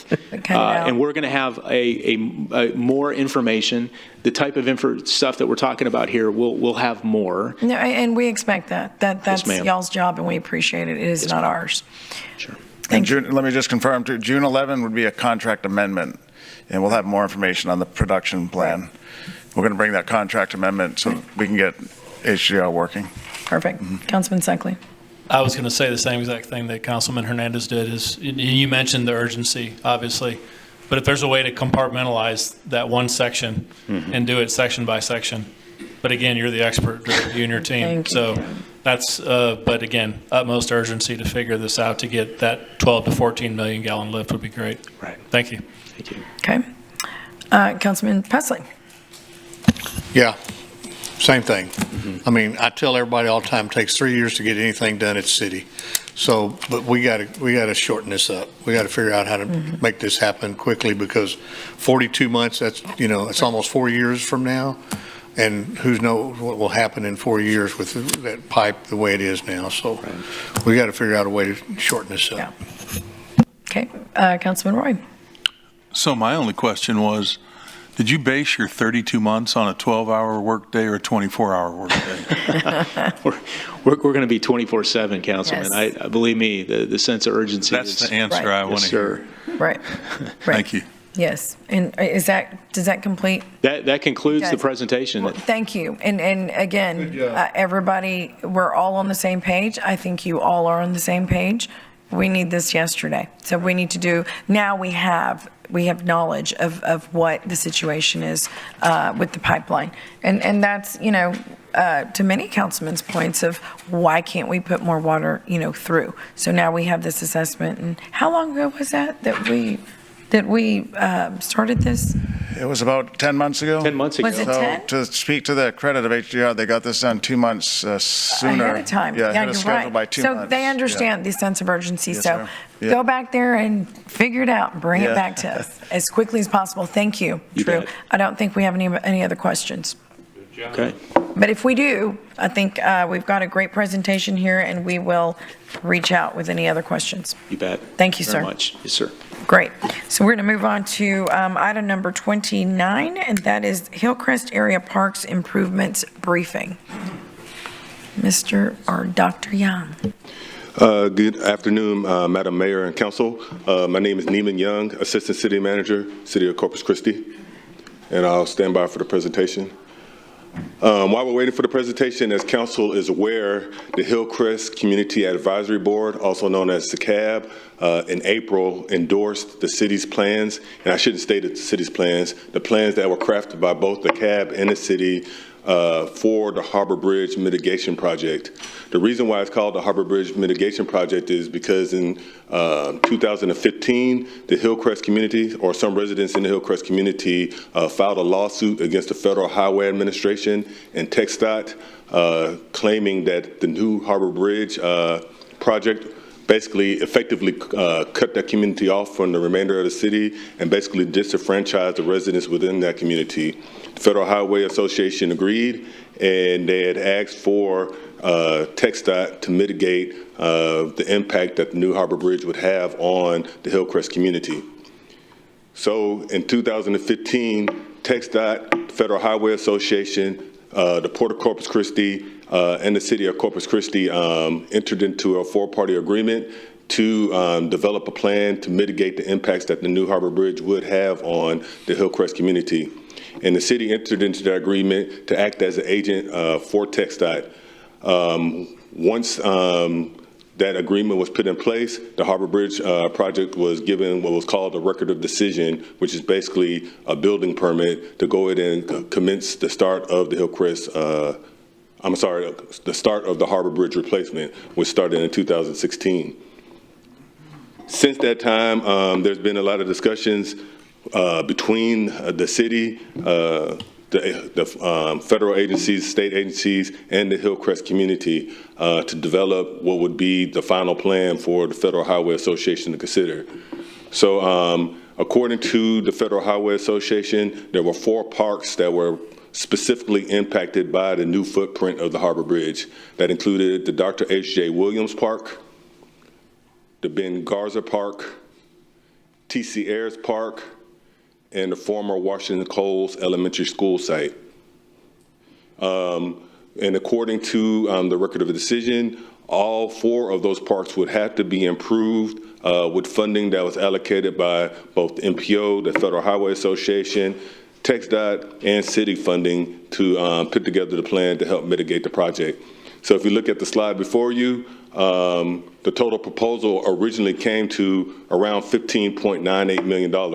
That being funding combined with $2.5 million from state and feds, $3.5 million from a previous bond 2014, and the remaining funds from city dollars. But most recently, in February or March of this year, TxDOT anteed up their contribution to the Harbor Bridge Mitigation Plan to the tune of an additional $5.5 million. And that $5.5 million is being allocated to a project that is known as the Hillcrest Aquatic Center, which will basically replace the swimming pool that was lost in the Hillcrest community as a result of the Harbor Bridge project. So in this presentation before you, the original proposal that was adopted by council last year was around $15.98 million. But now that we had that $5.5 million that's been committed by TxDOT, that's going to bring the project in at around $21 million. So what is the purpose of the project? Well, there's a few issues that we're trying to address. I'm sorry, sir, go ahead. Mm-hmm. Okay, can you go back to page 3? Yes, sir. So how much is the city's portion of this going to be, Newman? Approximately $14 million. I don't remember those numbers being discussed. So 14 million? Yes, sir. And they're adding, and the state, TxDOT is adding another 5 million to that? Approximately out of $14 million, I always thought adding about $7 million. I always thought they were going to pay for the lion's share of this project. Negative, sir. Negative. They weren't committed to taking care of a lion's share of the project, and we could have easily limited to the project to, basically that that $5 million that was allocated to it by the state and feds. But as discussions that were had with the previous governing body and with city leadership, we decided that this was a great opportunity to go above and beyond the minimum requirements, because as we're fully aware, the Hillcrest area has been disenfranchised, underinvested in, and it was a great opportunity to not only improve the quality of life amenities in the community, but we also looked at it as an opportunity to capitalize on revitalization and economic development. So the plan addressed quality of life as requested by the Federal Highway Association, but we also added additional amenities to promote economic development and growth in that area. Okay, so at some point, I'd like to see a map like you have here encompassing Washington, TC Ayers, Ben Garza, and the Dr. Williams Park. Yes, sir. And I'd like to see a map showing where there are residential homes now located and what property is owned by the port, which will never be built on. Certainly, sir. Yes, sir. Okay, thank you. So just an overview map, but sir, we'll definitely get you something in a lot more detail. Here you'll see where we annotated the H.J. Williams Park, the location of the T.C. Ayers Park, the location of the Washington Coles Park, and the location of the Ben Garza Park. And if you'll notice that we do have the blue font line, which is supposed to depict connectivity, as connectivity was a part of the Harbor Bridge Mitigation Plan that was crafted between the city and the Community Advisory Board. So just getting into a little bit more detail regarding the amenities and improvements that are going to be made as a result of this project, we'll start with the Washington Coles site. Here what we proposed was the building of the city's second amphitheater and parking lot improvements, and this was a deliberate plan, specifically because in addition to those 4 parks that are being addressed, as you all are fully aware, the new Harbor Bridge plans include a multimodal path that will land in North Beach, come over the bay, into the city, and the footprint lands right across the street from the Washington Coles Park. So we felt that this was a great opportunity because naturally that's going to encourage a lot of activities, whether it be athletic activities, a lot of And we did actually have meetings with a lot of the large event promoters in the city, to include Beach to Bay, Conquer the Coast, and things of that nature. And they said that this would be a great opportunity, because if we did have the amphitheater there and a facility that could accommodate large events, if you build it, they will come, and they will definitely take advantage of that new multimodal path that is being built out by TxDOT and the Federal Highway Association. So improvements were being made on the front end of the trailhead, which is the Washington Coles Park, and I'll talk in more detail about the improvements that are being made along the trail. But we also ensured that the other side of the trailhead, which is North Beach, was included in the plans for improvement. So that was a grand overview of the Washington Coles site. The following slides are just on-the-ground renderings on what it's going to look like once it is built out and improved.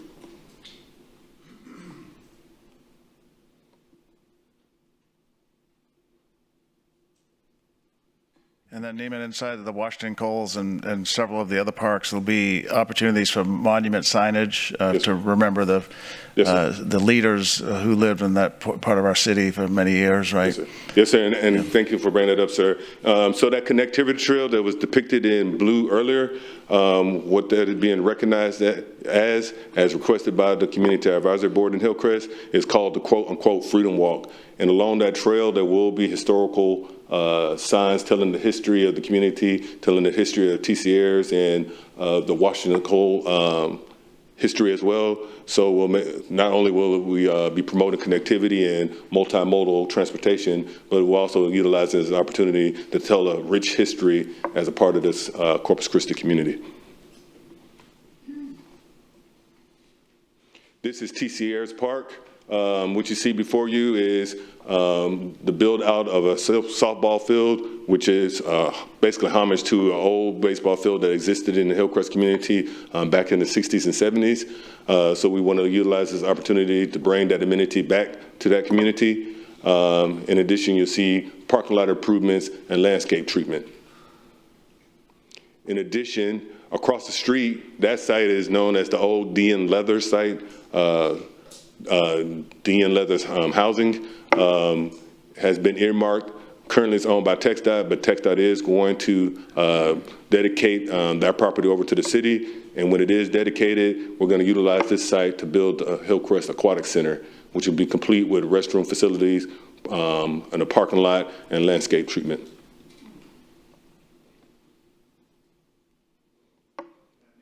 On that site there, if you can go back, so that whole piece of property will be donated to the city, gifted to the city from the state. Right now, the state has control of that site where you see the aquatic center. So the transaction includes cash payment of $5.5 million. Yes, sir. And then also gifting to the city, deeding over to the city all of this property that you see where the pool and the parking lot is. That would be given to the city from TxDOT. So later this, in the coming months, there'll be some agreements that we bring to City Council to make both of those actions happen. That's correct. The monies and then the property as well. Yes, sir. Mm-hmm. Question, sir? Yes, sir. Oh, sorry. Councilman Hernandez. Yeah, just out of curiosity, why was a softball field selected over a soccer field? Again, it's because of the historical reference. There was an existing softball field in the community at one point. What happened to that facility, I'm not sure, but the residents there in Hillcrest didn't forget. And they had requested that, hey, if we're going to have some ownership in this plan for amenities in our community, we'd like to bring those amenities that were lost back. And they specifically requested softball fields. Yeah, right. The answer is the community wanted it. That's it. Wow. I'm just wanting to know how much use you're going to get out of a softball field. Yeah, we questioned that, but we had the Federal Highway Administration's Office of Civil Rights, and the funding for the bridge is subject to this plan here in front of us. So if we don't do what the CAB is recommending, the Community Advisory Board, funding is at risk. Okay.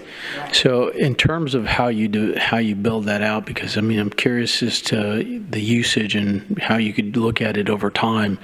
If you don't build as much infrastructure around it, like maybe some above ground instead of dugouts, you'd have something above ground to where it could be changed if needed.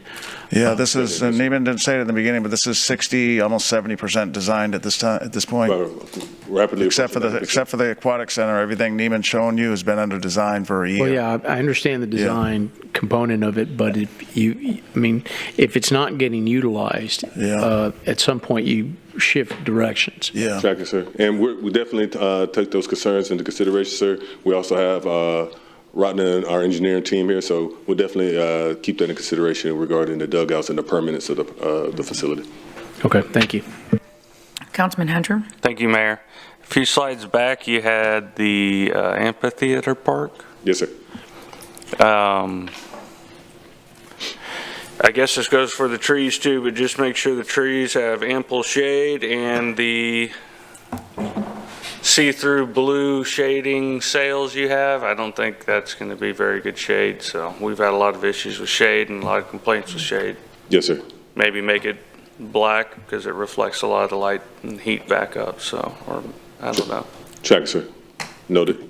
Councilwoman Campos. Thank you, Mayor. I'm just curious, with all the construction that's been going on, how the heck are we supposed to get over there? Because I have a hard time now. How are we going to get over there? Can you remind the public and myself how we're going to get to this park? Naturally, we know that there's construction that takes place with the bridge. Of course, with a project this large, there's going to be, a lot of construction taking place. All that activity is taken into consideration by our traffic engineering division, who does review the traffic control plans for our construction projects.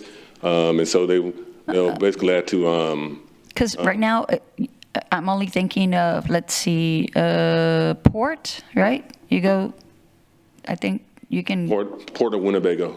Right, okay. Yes, and is there another way from Uptown to get to that area? I'm not sure. Because there's just so much construction. Yeah, right outside Staples there. It's a direct shot. Oh. Staple Street, hang a left. Okay. Yeah, right outside City Hall. Just take Staples, take a left, and you're right there. By the time the parks are open, Councilwoman, the roadway will be done. All the construction, barricades, and detours will be gone. Okay, I guess I just haven't been there again since the time that y'all took me. And I'm like, I was lost on how we were gonna, make it easy for the public to get there. So absolutely. There's going to be a lot I am excited for the neighborhood and really for the city, because I think it is going to be a destination. I think, when the bridge is finished, that it'll be something that will draw, I think, people over there. So anyway, I'm completely in support of this. Yes, ma'am. All right, Councilman Roy.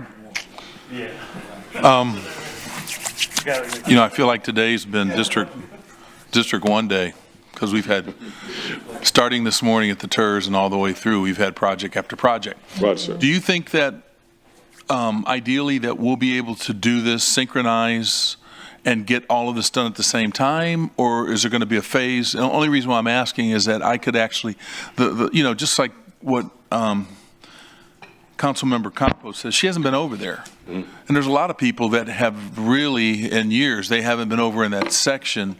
And so we're going to have to kind of reacclimate people to being able to go over there. And I'm thinking when it's all done, then we should have a city day or something like that, where we basically show off definitely. Yes, that sir. area. Yes, sir. But it has to, it'd be nice if we could do it all at once. But it's interesting you bring that up, because we did have a logistics meeting specifically dedicated to this project with procurement and the engineering department. And what we're looking at is bidding this as two separate projects. Okay. One project for the park specifically, then one project that would be dedicated to the aquatic center, because it's a lot more complex. But after conferring with our engineering department, with procurement, they're confident that, the park projects are more ground moving in nature. So they could be bundled into one project. And then with the complexity of the aquatic center, that'd be one that's separate bid and assigned to a separate contractor.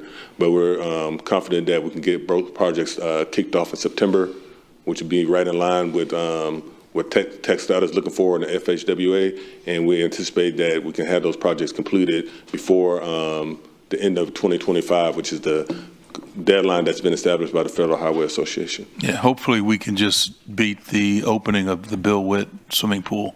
That'd be my goal. That's ambitious, but we'll see what we can do, sir. You have to talk to TxDOT about that. Okay. Yeah. Okay, Councilman Bonetta. Just a couple things.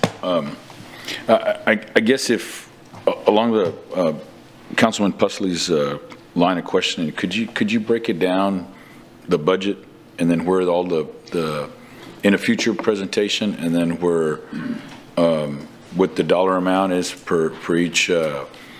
Because let's say, for example, if you were making a TERS presentation like they did this morning, yes, sir, where all the buckets of money are coming from, and where yes, all the specifications to each amenity are, yes, sir, that would be appreciated. And that's something that we can sell to the public. Gotcha. Yes, sir. That this is all the investment. That's the information I was hoping to get from you somewhat when we were making our presentations in the community, and that way they feel more comfortable about the community investment with regard to all the other funds that we're leveraging. Yes, sir.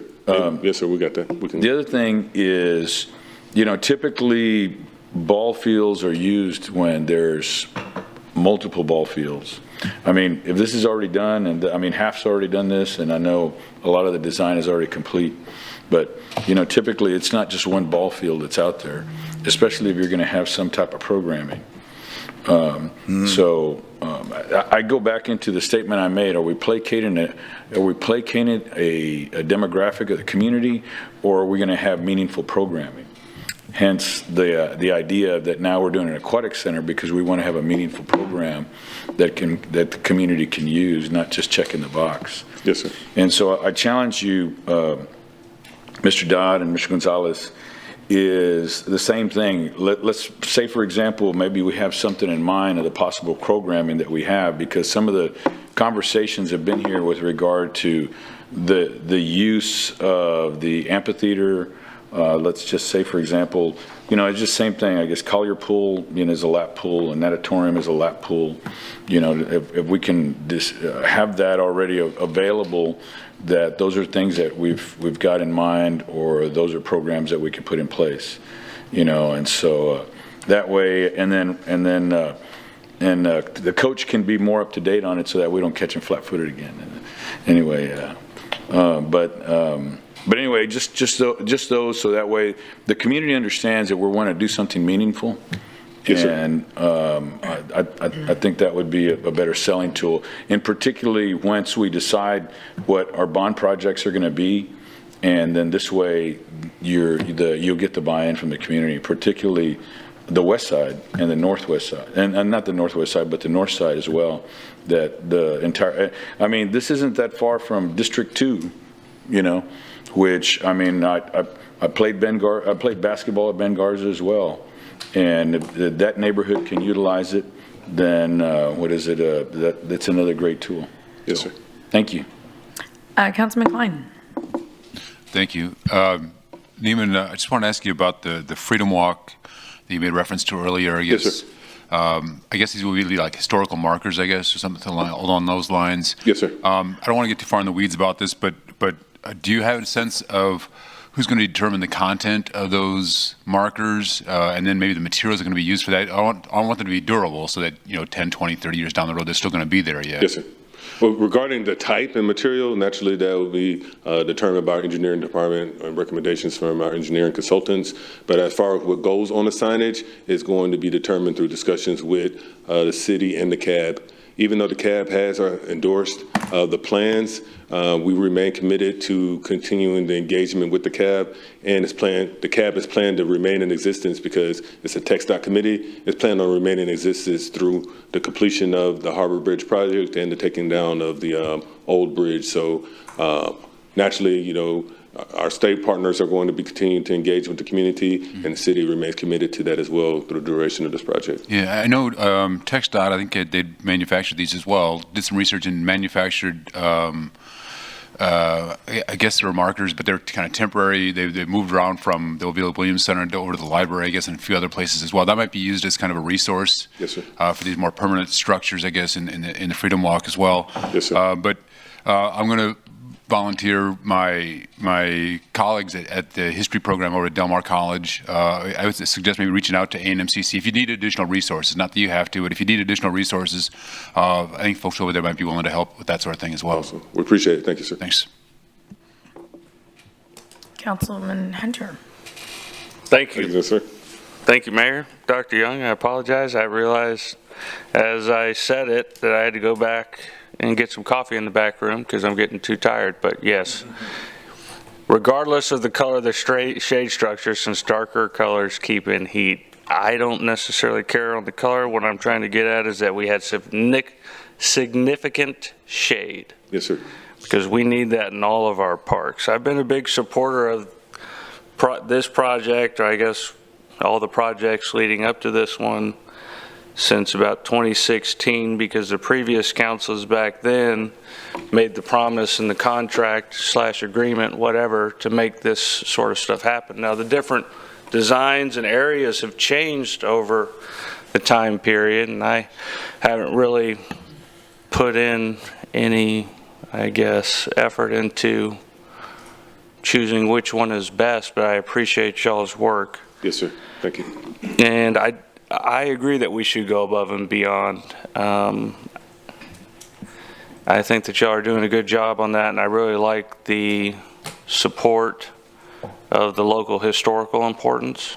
I think that's great. We need more of that in this city. Yes, sir. You know, one day I want to see a big old statue of Pusley and Gil Hernandez up there.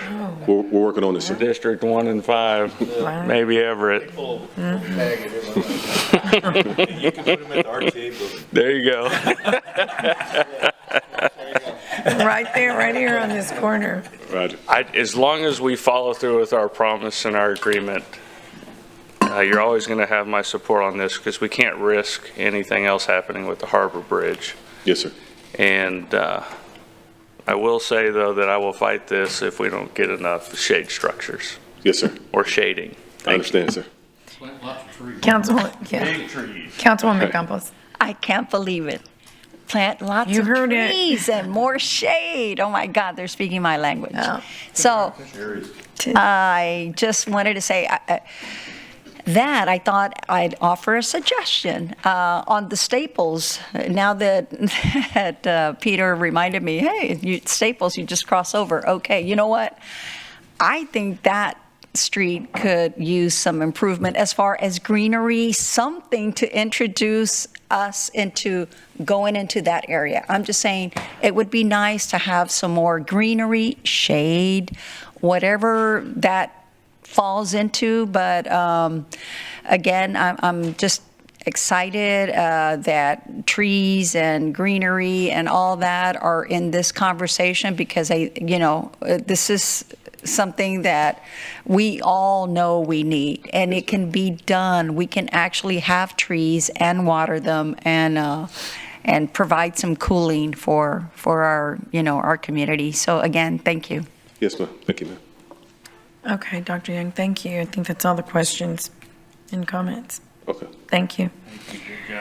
Yeah, so we're going to move on to our last item, which is item number 30, and that is the continuation of the FY25 budget goal setting presentation.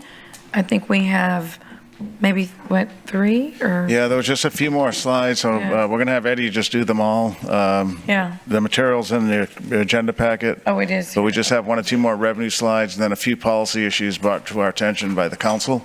And we just want to lay those out real quick. So Eddie's going to manage the rest of this presentation. Good afternoon, Mayor and Council. Eddie Houlihan with the Office of Management and Budget. And as the city manager said, I'm going to pick up where we left off on Monday the 13th when we started this budget goal-setting workshop.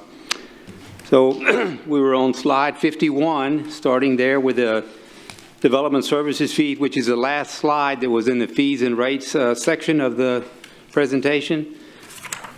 So back in the in FY22 budget development services did come up with a plan that a 4-year plan to increase their fees, to adjust their fees to a level that would meet cost recovery models. FY25 would be year 4 of that plan. So they will not be recommending the 10% increase that was planned for FY25. They will be proposing a reduction in several of their commercial fees. And lastly, they will be looking at an adjustment in the engineering inspection fee that is used for private developments. This is the engineering inspectors that go out and inspect these developments. The next slide, it begins the some budget request consideration that will be coming forth in 25. So some of the areas that we'll look at are the, first of all, the legal representation, potential funding for legal representation for council members. And in the Park and Rec area, some lifeguard program enhancements. Then potential funding for development of a sidewalk program. And lastly, some health district modifications. So first, the legal department looked at the potential to provide legal counsel for city council members to address some ethics complaints. And they are currently looking into this, researching the 7 larger cities. I think they're about halfway through the research, and it's been about half and half. That about half of these, some of these larger cities do provide legal counsel for their council members. We're going to recommend it in the proposed budget, and Miles is working on a budgeted amount right now, somewhere in the neighborhood of $30,000. But we'll see if that's enough, and we'll recommend that in my proposed budget. Okay. Next, some potential lifeguard program enhancements. Park and Rec has been working with the fire department and visiting with other municipalities, and they could come up with some best practices, and they will be recommending the 3 that are listed there at the bottom, moving the Gulf Beach lifeguards out of beach operations and into a new division named Beach Rescue, Gulf Beach Rescue, and then also looking at implementing some of these best practices in beach rescue operations. And lastly, they will continue to work collaboratively with the fire department on the training, certification, and combined drills. Councilman Suckley. Thanks, Mayor. Just to want to give some love to Parks and Rec and all the folks that have been involved in this over the past year, and listen to myself, the mayor, several community members that had some comments about some opportunities for improvement in that program, rather than running really the lifeguarding segment of Parks and Rec as one entity without really ocean-going training going on, rather than just kind of pool lifeguarding certification. There's now going to be a different approach to training the folks that actually work on the beach. So it's a big win for our community, for our visitors, and for just the overall safety of going to the beach. Thank you. Yeah. And I'll add to that, because Councilman Suckley's being very humble, but this is something that he has been working on for quite some time. And so to make all of these and all the improvements that are going to come from this, which we've got some listed here, are because of his strong advocacy. And I really commend him for doing that, because that's something that he's felt very passionately about since even before he was a council member.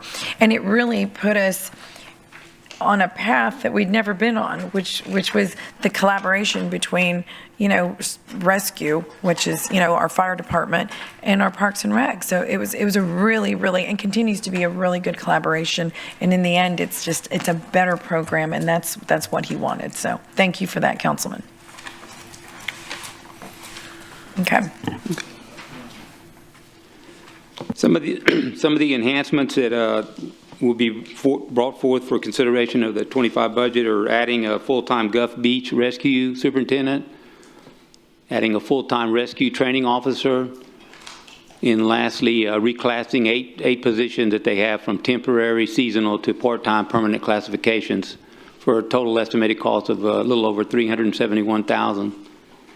Some of the benefits for these enhancements would be the training all beach rescue operations to United States Life-Saving Association standards, certifying all beach rescue and emergency medical medical response certification, extending the beach rescue hours of operation, and training and certifying the fire department with the aquatic rescue response team certification, training and certifying the fire department with open water rescue certifications, swim clinics for beach rescue staff and the fire department, and then lastly, some incident command system training.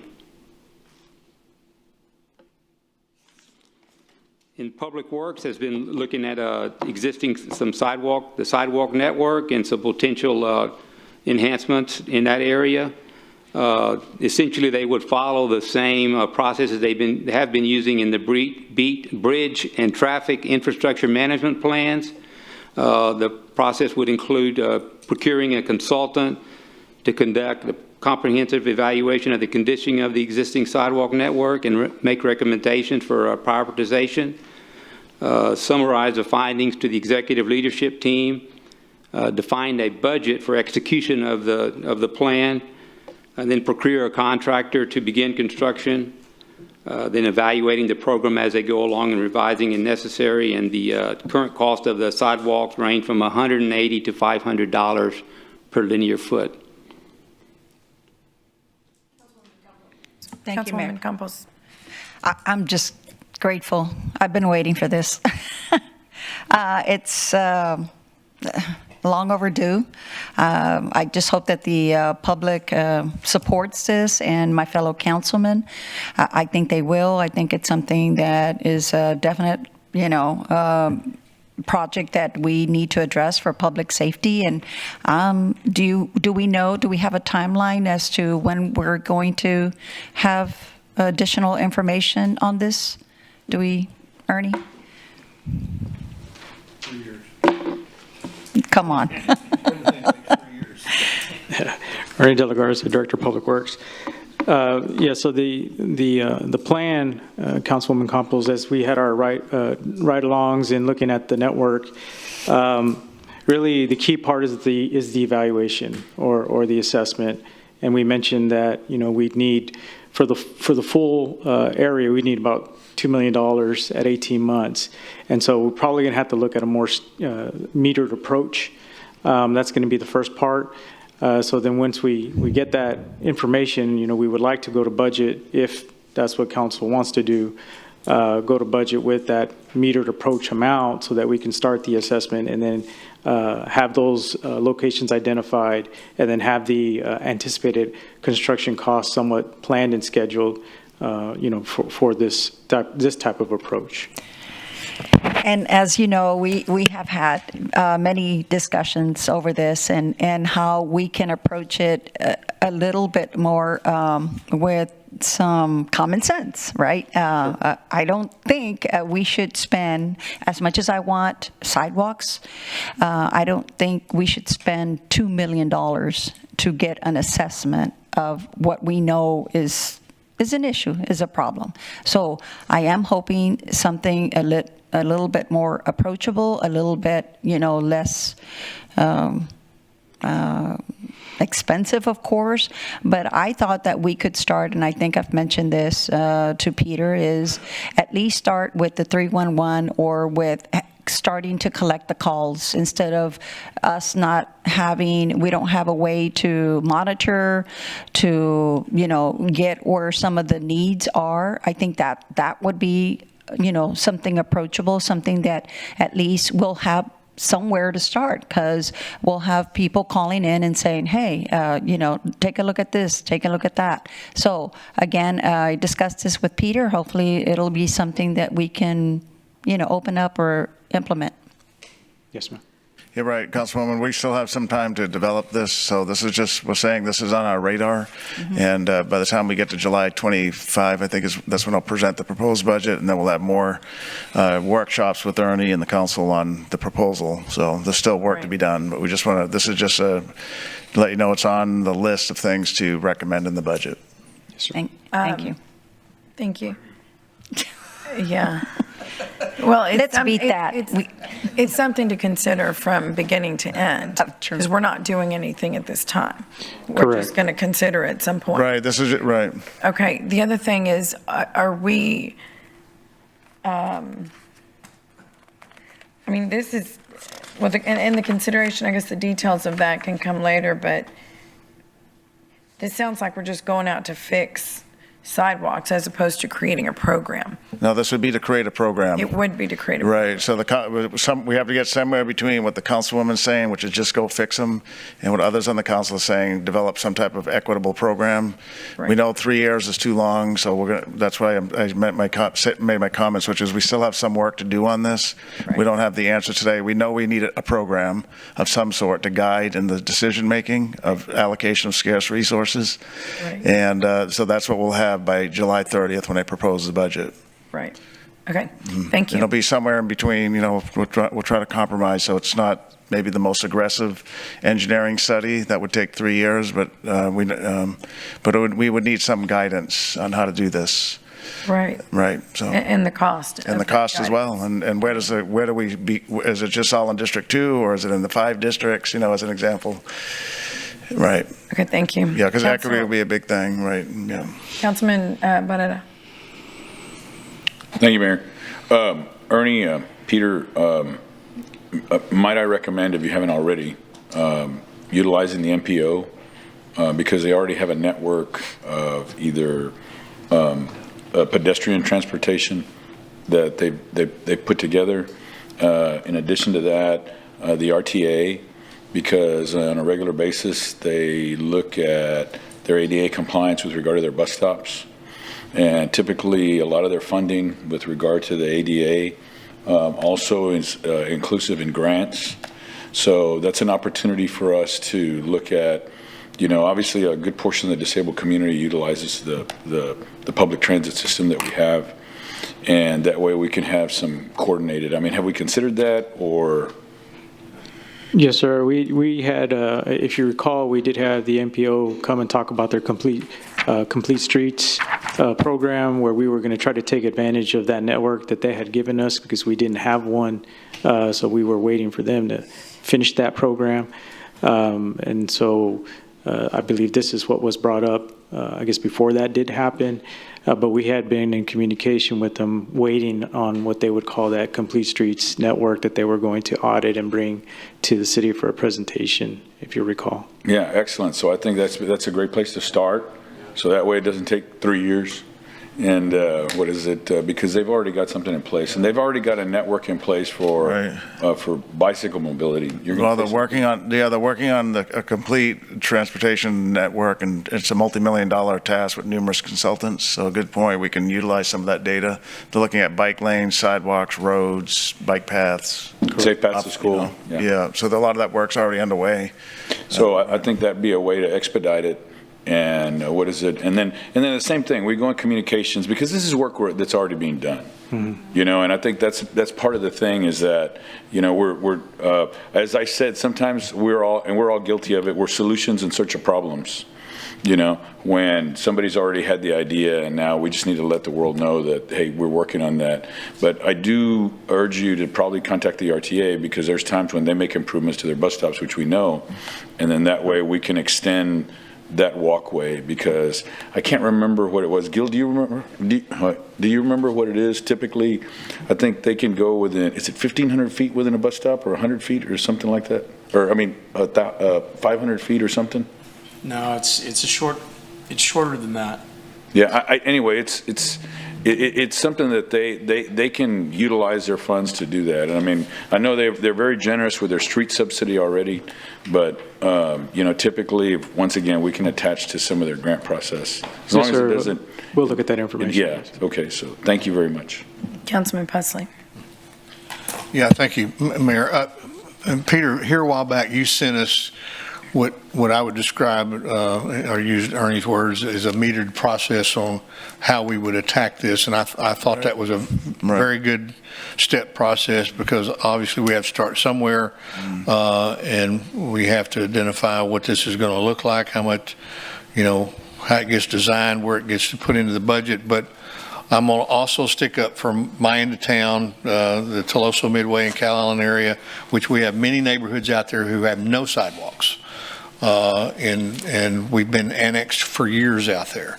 So when we look at this, we have to look at a comprehensive process on how we're going to attack all of that, and then figure out where the money's going to come from. Right, exactly. Yeah, so that's exactly right. You can go look at design all you want, but at the end of the day, we got to come up with the money. Right. Right, yeah. Councilman Hernandez. Oh, geez, sorry. Okay, Ernie, you and I had a conversation about this in terms of how this would go forward. And, you know, I appreciate the efforts with the MPO, but I don't think they're going to give you a condition of the actual sidewalk.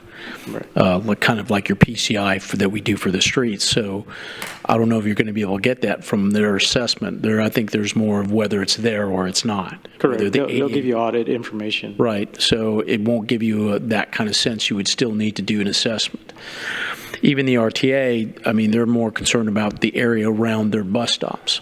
As a matter of fact, creating lots of havoc over in my district from putting in pads and stuff all over the place, where most people don't use their transportation out there, but I'm not going to complain about them. So there's still that, and to Councilman Pusley's point, if you have these county-type roads that have bar ditches on each side, you know, that's basically a reconstruction of that whole road if you're going to add curbs, gutters, stormwater, and sidewalks. Mm-hmm. If not, you'll have the sidewalks on the outsides of the bar ditches. And I don't even know if the easement extends that far. Right. So there's a lot to consider here. I don't know if you can do this all in a short period of time. I mean, that's a lot to assess. And I'm talking not, I mean, and that's probably just half the city, because you have some areas in District 4 and District 5 that are newer areas that don't have that sidewalk issue. But, you know, what would your thoughts be on that? Yeah, yes, sir. Those are all good points, and all of that we've considered. So you're correct. London, Flower Bluff, Toloso, lots of areas where you have bar ditches. We did do some research on some potential scenarios where it does look like a protected bike path, which could double as a walking area, you know, for pedestrians, because we did get approached by Flower Bluff School District, and they ran into that problem. So you're correct. To give them a sidewalk that's protected from a curb, you would have to reconstruct the entire road, lower the profile, and end up with a full-blown project. But we do have some scenarios where there's potential for a situation where you would treat it like a protected bike lane with a barrier. You just widen the pavement a little bit more, and that does give you some amount of protection, but we have to see the criteria to see if that is something defendable, you know, with engineering criteria. So that's something we're looking at as an option. But to your point, you are correct. There's a lot to consider. We have our rapid pavement program. We have to coordinate any neighborhood sidewalk work with that program, and then all the proposed work that we're going to be doing. So we don't want construction, you know, on top of a brand new street that we just paved for that sidewalk work, vice versa. So there's a lot of coordination, plus working with CCW, because they're pretty active, working on utilities in the residential areas in some streets. And so you're correct, there's a lot of coordination to be done, but potentially what we can do is, and I've talked to Councilwoman Campos about this, is prioritizing, you know, maybe as a radius around the schools first, and then, you know, some commercial areas, maybe a shopping area or something like that, and working your way out from those areas where you do have a lot of pedestrian traffic, and you do have facilities where sidewalks are in bad shape. I mean, I think that's goes without saying that we can go look at any district and find sidewalk and disrepair pretty easily, you know, with the inventory that we have. So it's just going to be a matter of prioritizing what works for us, and then making sure that it doesn't conflict with utilities, rapid pavement program, and other. Well, two things there, right? So, and I had this conversation with Councilwoman Campos, is that you'd rather have a system in place to identify what's the issue, because the last thing we need is saying you fix one sidewalk in one street, in one neighborhood, and the next street over, people start complaining, well, why was their sidewalk fixed and not mine? And you're like, well, because I chose that one over yours as opposed to it being a system of an evaluation. So you need to protect us from that kind of scenario as well, to where we're willy-nilly picking this sidewalk over that sidewalk. Also, what's your priority? The fact where there's no sidewalk or where there's some sidewalk in disrepair? Right. Right? If we're looking at Vision Zero, which we adopted a couple years ago, then the priority should be where there's no sidewalks, right? As opposed to that. So, Or ADA accessibility is another one. So that's what that's what the consultant needs to do, is help us with a criteria that the council will, and the community will accept.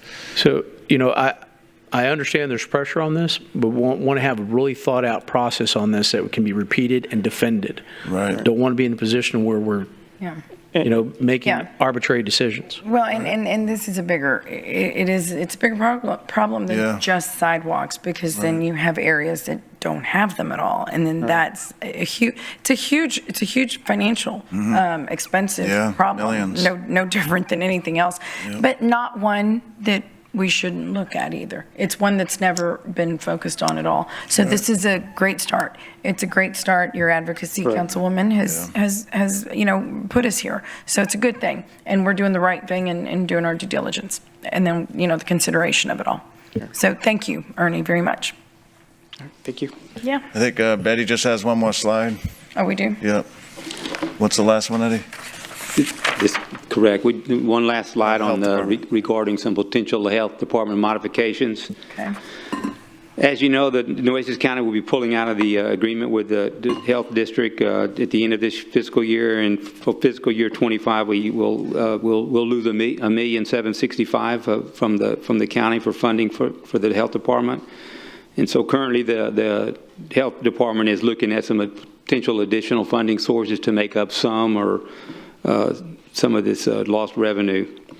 In addition, they recently took over the vector control program from Animal Care.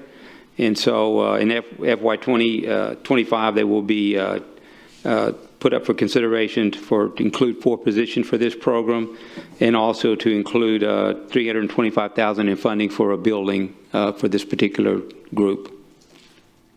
And that's all I have. I'll stand by for any questions you might have. So the 1.7 is what they paid. I mean, we need to find that. Right, they buy services equivalent to that amount.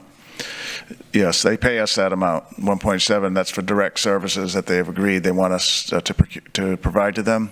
And so we'll have to make reductions most likely, although Dr. Khan's going to look for grants to see if we can backfill some of that.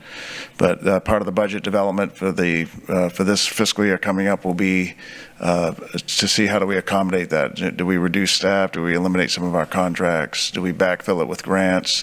The vector control is a good example of where we're going to use some of the environmental staff, transition them to vector control so that the animal care can just do animal care services. So would this be the right time to move back? Yeah, I mean, the county is going to cancel the contract, so there's not much we can do. They don't want to buy the services from us. I think they had an item on the Commissioner's Court already of beginning to look at how do they procure their services a different way, which is fine. And we all know when we did the health district that it was their choice, and we know how to reduce the scope that we have at the health district, and most of our expenses are position related. We do have a reduction in force policy or program, so we're not talking about firing people, but we'll try to place them in the organization in vacancies. So it should be a seamless process, and that's part of our work that we'll do over the next 6 weeks. Okay. Okay, let's see, Councilman Hernandez? Peter, when we first started talking about this was things that looks like there's a bunch of additions. What recommendations are there for cuts? Yeah, we're working on those now, Councilman. So what we're bringing to the council is what we heard from the council. Things like legal services, better lifeguard programming. No councils have given us any ideas on reductions, but we're working on those. Our budget meetings are beginning in these coming days and weeks. And so for the month of June and a good portion of July, we'll be working on those. We may have to have some reductions. The revenues, as we told you, are less this year, our forecasting. Just take property growth alone, 2% versus 12% over the past 2 years. So there will be less revenue to use, and we have a lot of mandated expenses. If you remember the original part of the workshop, we have collective bargaining contracts. We have a lot of facilities we're bringing online, and we want to be able to make sure we can operate and maintain them. That's our priority in the budget. And then we may have to make reductions for inefficiencies or programs that we don't use anymore. All part of the budget process. Okay, and there is funding coming over from animal control for the vector control portion of it, right? Right. Yes, sir. Okay. All right, we'll be looking forward to seeing that. Yeah, yes, sir. And then when are you going to do the capital budget? That'll be the same time. We're developing that also at the same time, and that'll be presented on the 30th, and then we'll have a workshop exclusively on it. Okay, do you know where we are percentage-wise in terms of achieving our capital budget? Not today, but we will have it. Okay. Yes, sir. All right, thank you. Councilman Pusley. So, Peter, I know the county's had a lot of discussion about pulling out of the contract, but I don't think they've officially voted to do that. They had something on their agenda most recently, but so if you recall, they initially were going to cancel just 6 months into this year, and then they agreed to buy the rest of the year, so a full year. But recently, they took something at Commissioner's Court where it looked at how they're going to, I think it was a contract or something to begin to look at next year. Dr. Khan may be able to add to it, but we're pretty certain they're not going to buy services after October 1, Dr. Khan? Yes, if you can answer at the microphone. Yes, ma'am. Thank you, Mr. Zanoni. They are working on a contract with another agency that will be providing public health services, so they are pulling out of the contract September 30th. Okay. I'm going to seek some additional information on that. I'm not sure where they're headed on that. Yeah. We're willing to service the county. We enjoy what we're doing, and Dr. Khan's set up, but we can't force them to buy services. No, I understand that. Yeah. I understand that. So thank you very much. Thank you. Okay. Thank you. Thank you, Dr. Khan. Eddie, thank you very much. I think that's all the questions, comments. We appreciate you coming back and finishing that this budget goal setting piece. Thank you. It is. What time is it? 4:18. You did pretty good. Mayor. Okay. Mayor. Oh, yes, ma'am. Yes. I'm sorry. I just wanted to, if we could, just real quick, go back to item 2 with the approval of the meeting minutes. The posted agenda on the bulletin board didn't include that the May 8th meeting minutes were included in that item, but the agenda that was posted to our Legistar system and that was available to you all in your iPads did include the May 8th minutes. So we're going to go ahead and include the May 8th workshop minutes as approved with that agenda item. We're good. Yeah, it's a notification, but thank you.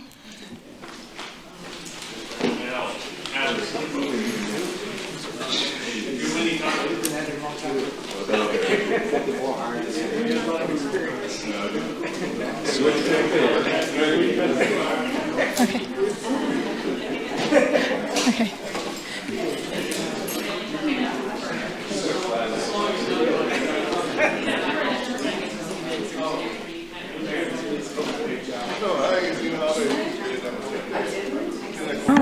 Okay, there being no further business, this meeting's adjourned.